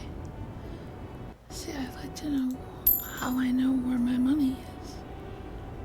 Oh, right there. Okay. Anyways, I should be back on Monday for probably more of this game, because so far I'm liking it. It's using a little bit more brain power than I had today, so hopefully I will do better on Monday. But, thank you very much for watching my stream. I hope that you will join me again, and until the next time I see you, no matter what you play, have very happy gaming.